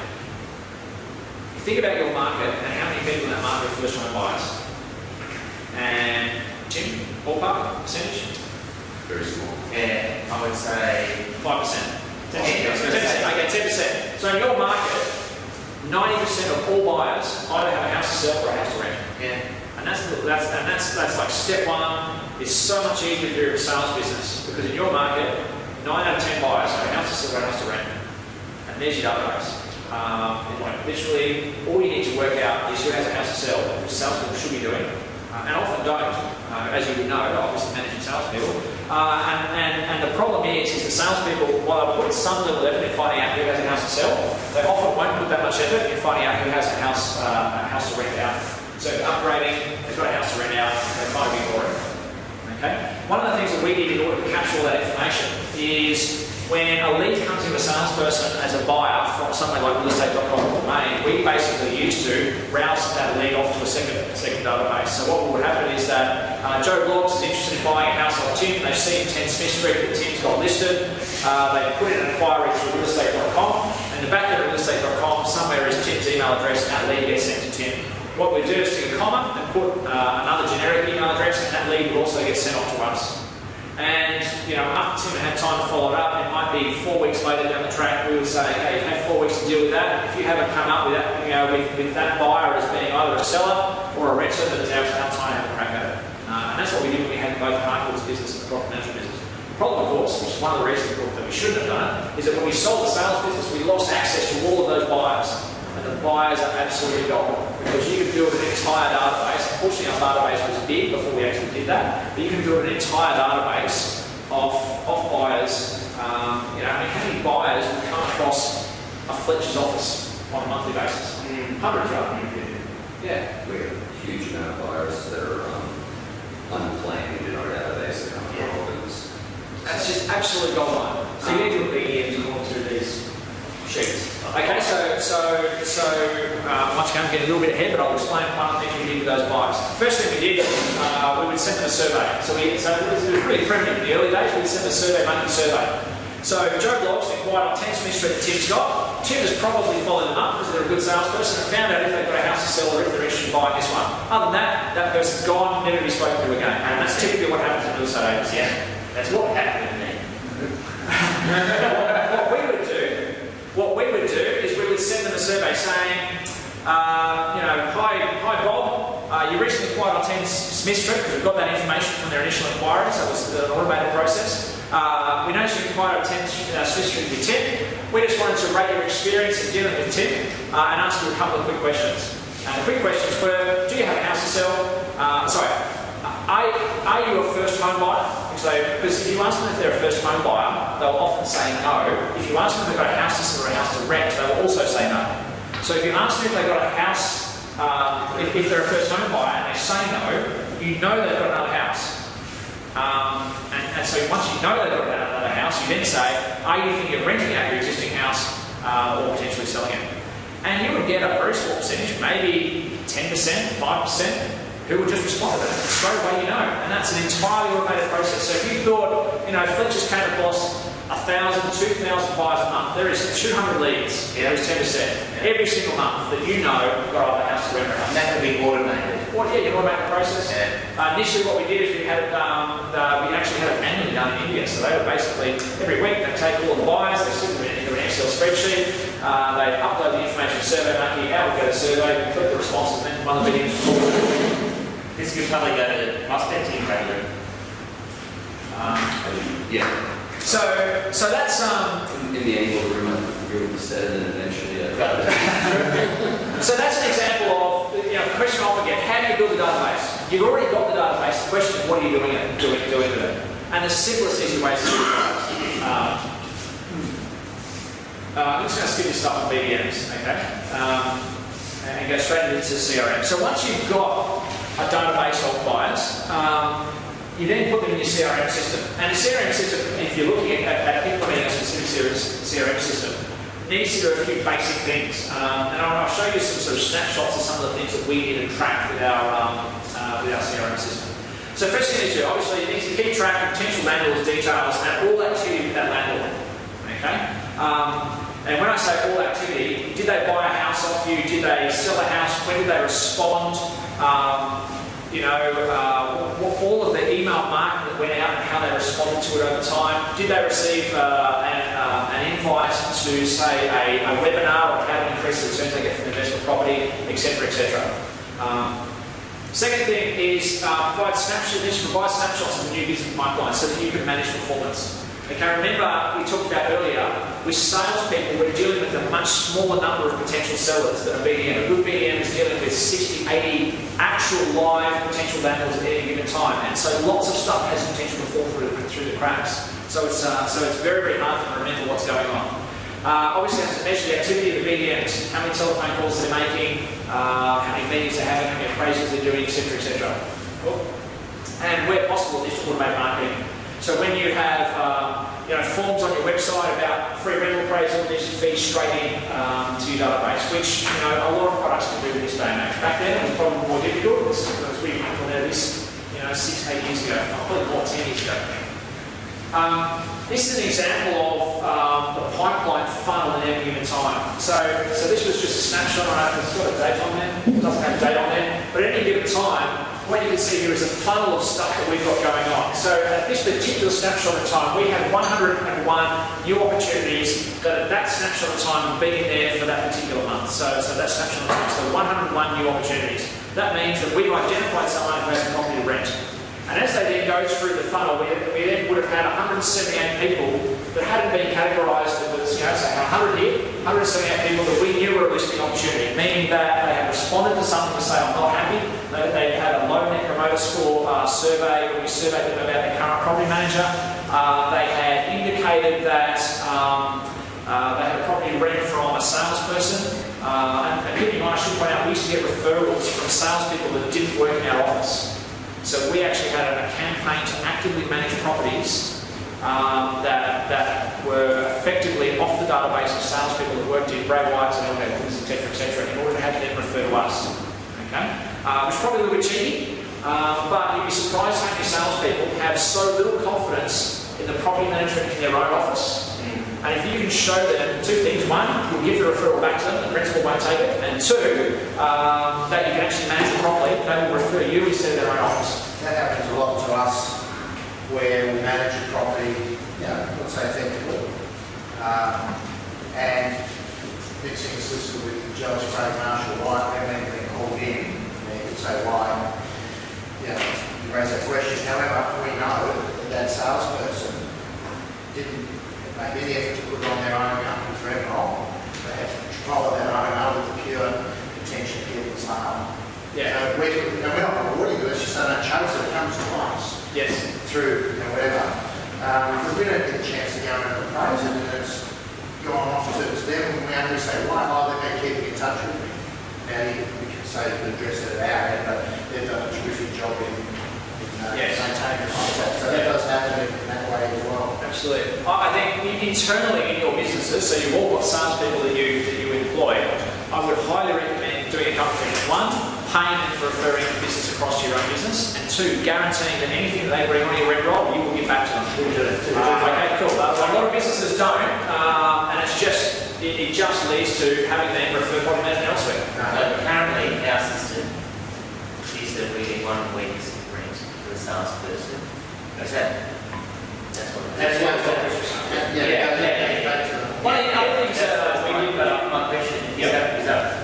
So that's what we do. So we pay our salespeople 1 week's rent for referring stuff in. We also pay other agents 1 week rent for referring to us. And they work for Brad White, they refer to us, they refer to us, and pay them 1 week's rent. The other thing we did with that is that the thing that we found is a lot of salespeople, it's just simply not a priority for them. If they can get a $20,000 sale for selling a house and $500 for referring a sales lead for a property management lead in, it's just not front of mind, top of mind awareness. So one of the things that we did with our, albeit small sales team, although much bigger in the early days before we sold off the sales team, but small ones we started, is we said to our sales team, we'll pay you the week's rent. But what we actually did is, we had a monthly, team sort of entire organisation meeting with drinks and various activities afterward, and we would have awards. So we do our monthly awards, and we would pay them in cash. Okay, so literally have someone go to the bank, and if this person had referred 4 property management businesses across, they would get $1,600 in cash, and we do it in $20 notes. So they give you a big wad of $20 notes, and we give it to them in front of everyone else. This is because Tim's referred 10 properties, and there was this address, this address, this address. Good job, Tim. Here's $1,600 in $20 notes. And that increase, that funny, bizarre, I don't know what the psyche was of our salespeople, but getting it to them in $20 notes in cash increased the number of referrals that came in. I think because, if you get extra couple $100 in your bank account and it's kind of, you don't think anything of it. You got $1,600 in $20 notes, the next day you open your wallet, it's still there, like you can't even pick your wallet. It's just top of mind awareness consistently. So it's a little, that's kind of a lot of cash these days. You never see it. You never see cash, right? But that had a funny impact on sales channel referring business. Okay, let's get back to the pipeline. Whenever you're prospecting for property management, obviously that's what I'm talking about, lots of cash. Whenever you're prospecting for property management, there's always a whole bunch of people that are contemplating coming across, but they're not ready. So this applies to you guys in the case that you've got these settlements, delayed settlements in project marketing, but it also applies in scenarios where I'm renovating my house, or I've got to fix the bathroom, or the last tenant's moved out and trashed the property and it's got 3 years before it comes back on the market. So we had a category for them, because these fall through the cracks all the time. They just, it's not right now, a salesperson says, therefore I'm not going to bother chasing it. And this particular, once again, the pipeline, there were 118 pieces of paperwork that have been issued, so that's 118 actual forms out in the marketplace, which this, of course, can then be broken down. So at any given time, you can see the exact pipeline of every single BDM, how much paperwork they've got out, how many clients they've got that are in the database, that have said they're coming across but they're not ready, etc., etc. 55 lots of paperwork signed, but the property's not on the market.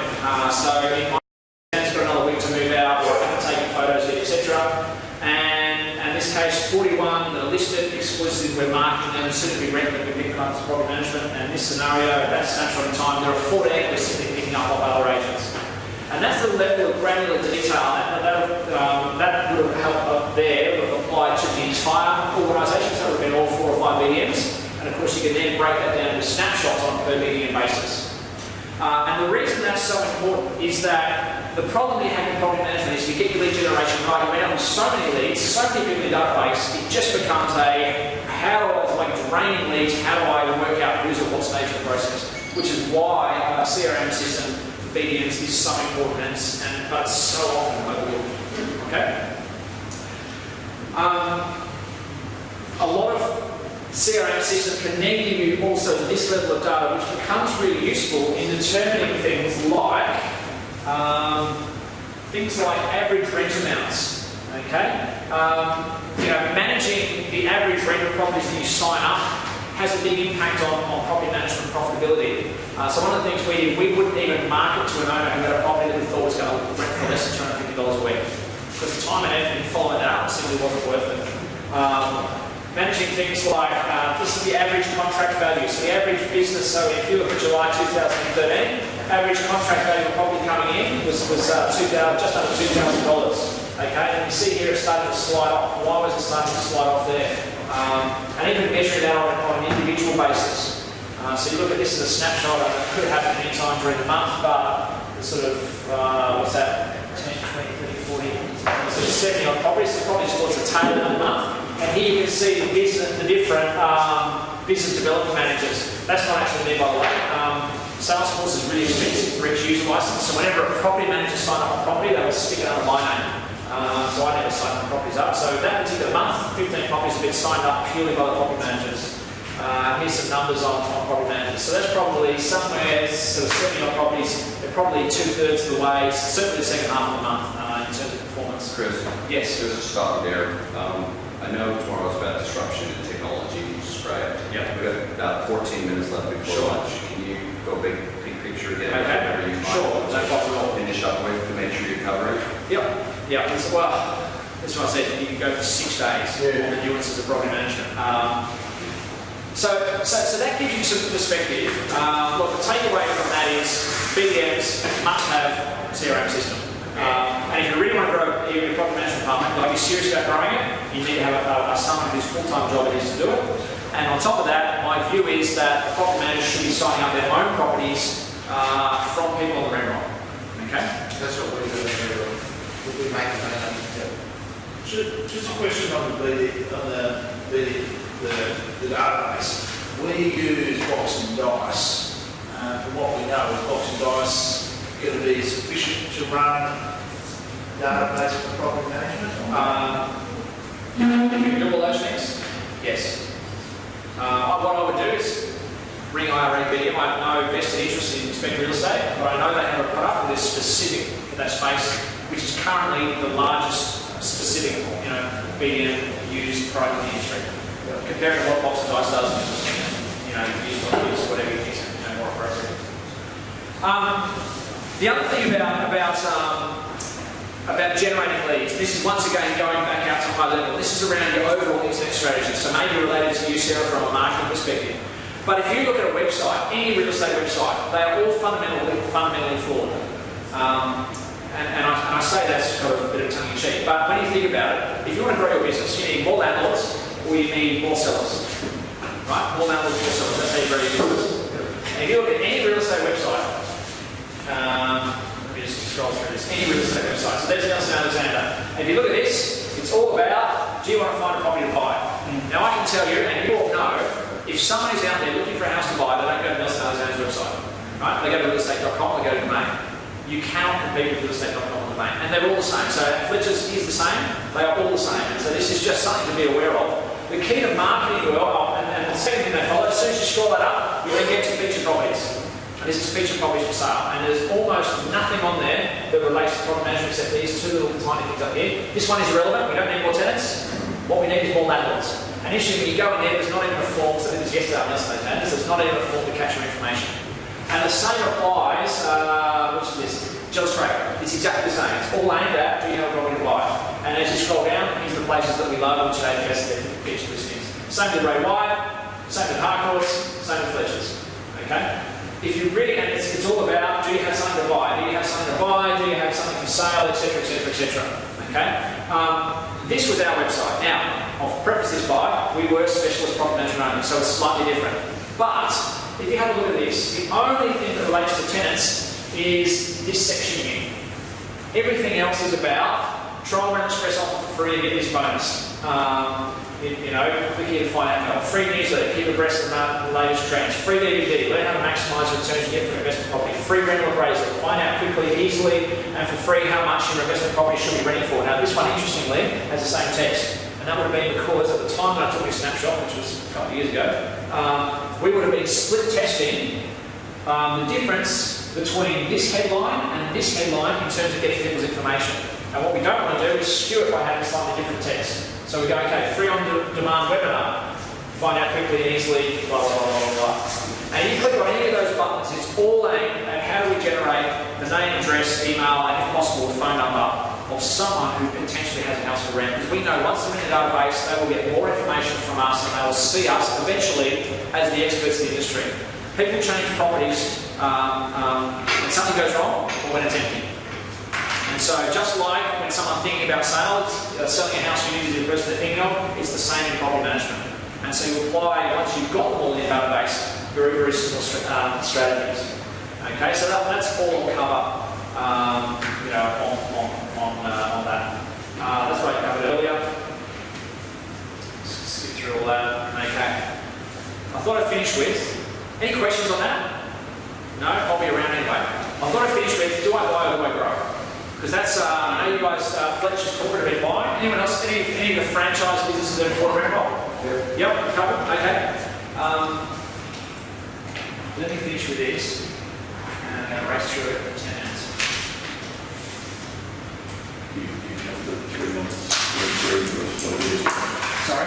You covered the 3 months, 3 months. I'll talk about that in a minute. Just get my view is on the 3 months rent free.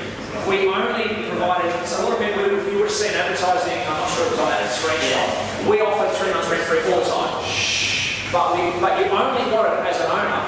Okay, it's a headline. You're trying to get a lead in it. You only got it if you sign up at our rack rate. Our rack rate was 9.9%. Yeah. Alternatively, you can sign up, and the average properties we were signing up was about 8.02. Alternatively, you could not take the 3 months free and sign up at 8.02%. You know, and it was up to the owner to make that decision. And lots of people did sign up at 9.9%. When did you pay it? Sorry? When did you pay it? We just managed the property for free. So we didn't pay them anything. So we managed it for 3 months. So 3 months, you didn't manage it for 3 and then do the next 3 for free. It was No. kept it simple. It kept it simple. You come on, if you want to leave, if you want to take advantage of our 3 months and leave, that's fine. But our experience is they don't. You're providing a good service and they come from someone that's not, they'll do whatever they can, not change that. I just have an issue, because if we're going to do that without a roof, that leaves me when I see Foxtel getting 3 months. Thinking about that, Foxtel flight for a long time. That leaves me too. How do you deal with current labour? It just never came up. She's not back on. That's kind of my view. It just didn't. It didn't come up. Where's my 3 months? So you could do like a promotion about, celebrating the fact that they've been in business for X amount of years and here's where you can 3 months free management. We'll put it back on the high rate. You know, the other way, Rob, is Is this possible? like the words, like with the competition, like by having a property in our system, you go and draw for 20,000 or 5 months, whatever it is. Tell them the service of property will give you 3 months free. Yeah. And the way I would look at it is what does 3 months cost you? It costs you a quarter of your annual management fee. If your average management fee is $2,000, it costs you $500. Yeah, that's good. You know, you generate that in profit. You're probably working on a 20-25% profit margin. You generate that back in 1 year, and you're adding a $6,000 asset, and that's costing you $500. It doesn't cost you any more than what if you're paying a salesperson for referring someone in. And the big thing there was that, well, aren't they going to take advantage of your lead? My answer is, if you do a good job, no. Okay, do I buy a rent roll or do I grow organically?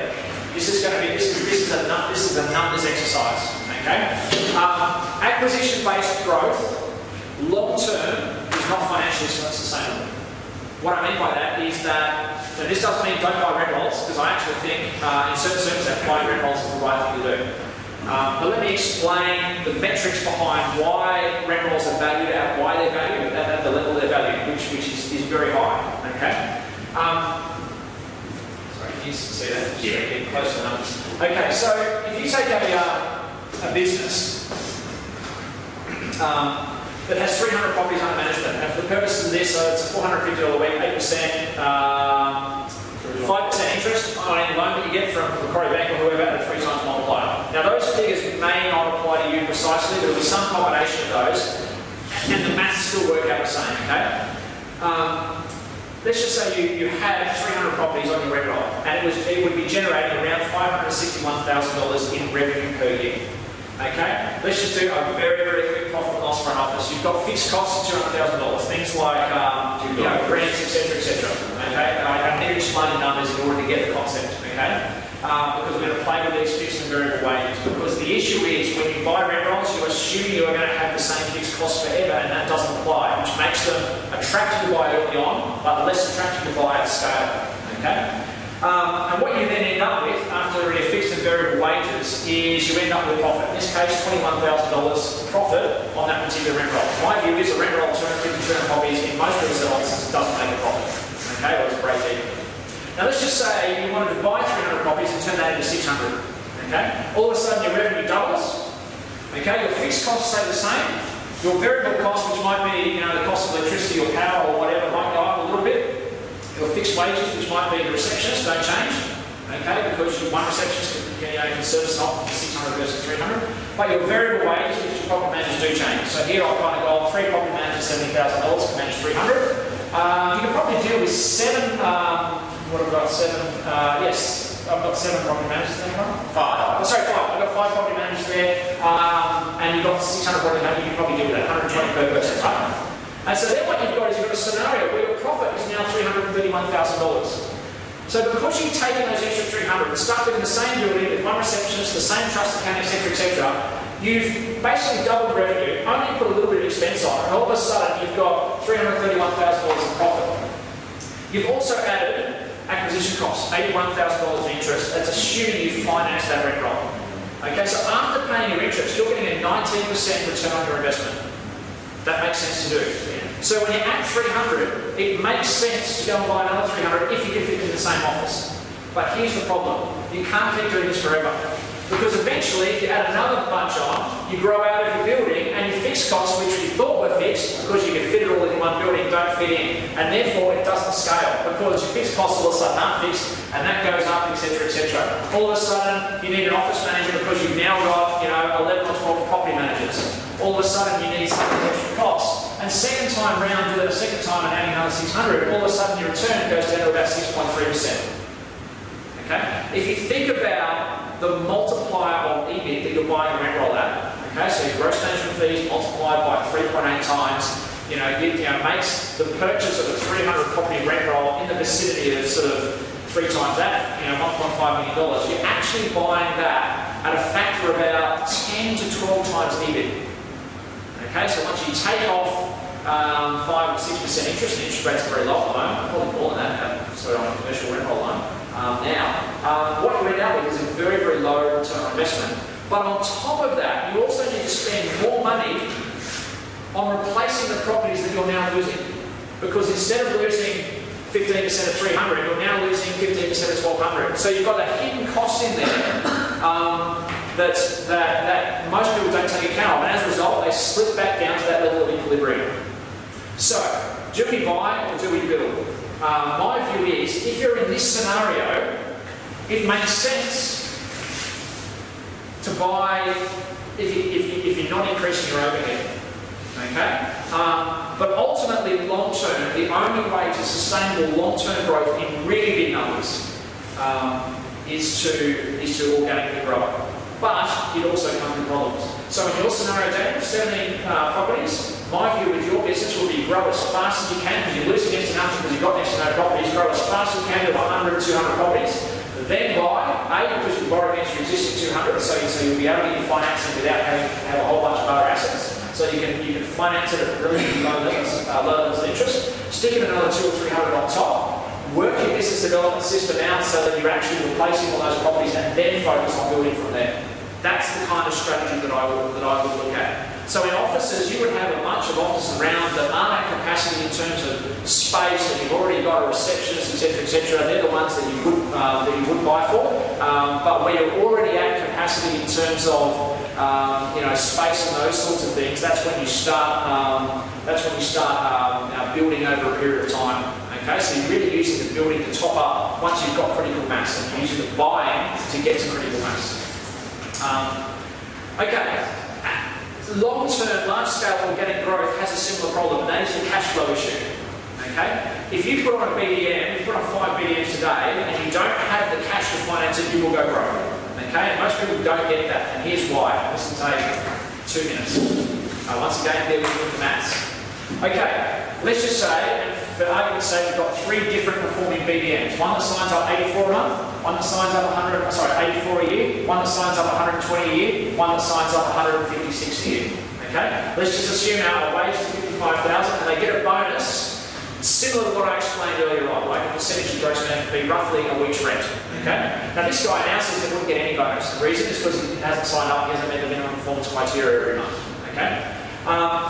I mentioned we spend $50,000 marketing per BDM, so I put that in there as a cost. We've got a fixed overhead cost. We've got to provide the desk, electricity, etc. So the cost of this guy signing up as 84 is $125,000. The cost of this guy signing up 120 properties is 147, and this guy is 156. What's interesting is what I explained earlier. The acquisition cost becomes lower, so the higher performing BDM costs less to sign up each extra property. Okay? Now, let's just take this guy. He signed up 84.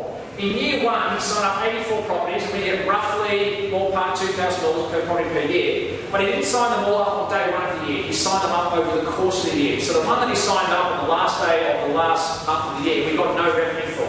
So we're only collecting $78,000 in revenue from the 84 properties he signed up over the course of the year. Let's just say our profit margin is 25%, which is ballpark 20-25% on a rent roll that's mature. That means that he cost us $125,000. We made $19,000 in profit to cover that, and therefore we've had a cash loss of $105,000 in his first year. Does that make sense? Yeah. This guy had a bigger cash loss of 118, and this guy had a bigger cash loss of 123. So funnily enough, even though it costs us less to sign up each property, the more they sign up, the bigger the cash loss. Take year 2. So let's just say that guy left and we didn't have a BDM. In the second year, right, let's just say he stayed there, he signed up another 84 properties in the second year. So we get all of the revenue for the second year is $78,000. We get all of the year 1 revenue because we've had those properties for the entire year, so we get $157,000. And our profit margin is 25%, so we're now making $58,000, but we've still made a cash loss of $66,000 a year on him. On this guy, we made a cash loss, what's interesting, of $62,000. Because he signed so many more up, we're getting all of the revenue from a large number of properties, and so on and so forth. So what's interesting is that your good BDMs cost you more cash up front, but they pay back quicker. But what you've got to consider, if you're running a business, and you've got to put on a BDM day 1, and that person's going to sign up, say in your scenario, Daniel, and you're putting on a BDM that signs up 84 properties in year 1, you've got to basically have $105,000 in cash, and it's going to cost you time and effort, it's going to cost you money effectively to sustain that before you get the payback. And this is the cash flow issue of having BDMs. And so the way that I would deal with this is that, and and if you've got a good relationship with your bankers, you can actually convince them to lend you money against your rent roll, not to buy another rent roll, but in fact to fund your business development team. And so it becomes an exercise. I said it, the very first thing I said is that property management is all about numbers and analytics. And if you can demonstrate, Macquarie are excellent at this. I'm not sure who does or doesn't make Macquarie. You got maybe Nat. So, and Nat may or may not do it. If they don't, that's a 100-year relationship. You change Macquarie because they do it. If you can demonstrate that you have a system in place to sign up properties that is reliable, they will lend you money against your business to finance that acquisition. And when you're signing properties up at, in this case scenario, $1,500 versus paying $6,000 to buy them, it's much more cost effective to do. It's exactly what we need, which spurred that massive growth.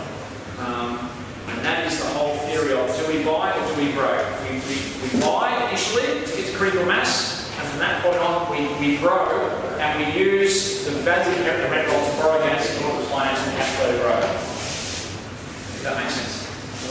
Okay, we know that Chris could talk on this subject till Friday, so we're going to give him a break now. Thank you so much for what you covered today. It's been incredibly valuable for everyone, very eye-opening, I think, for all of us. Thank you, Chris.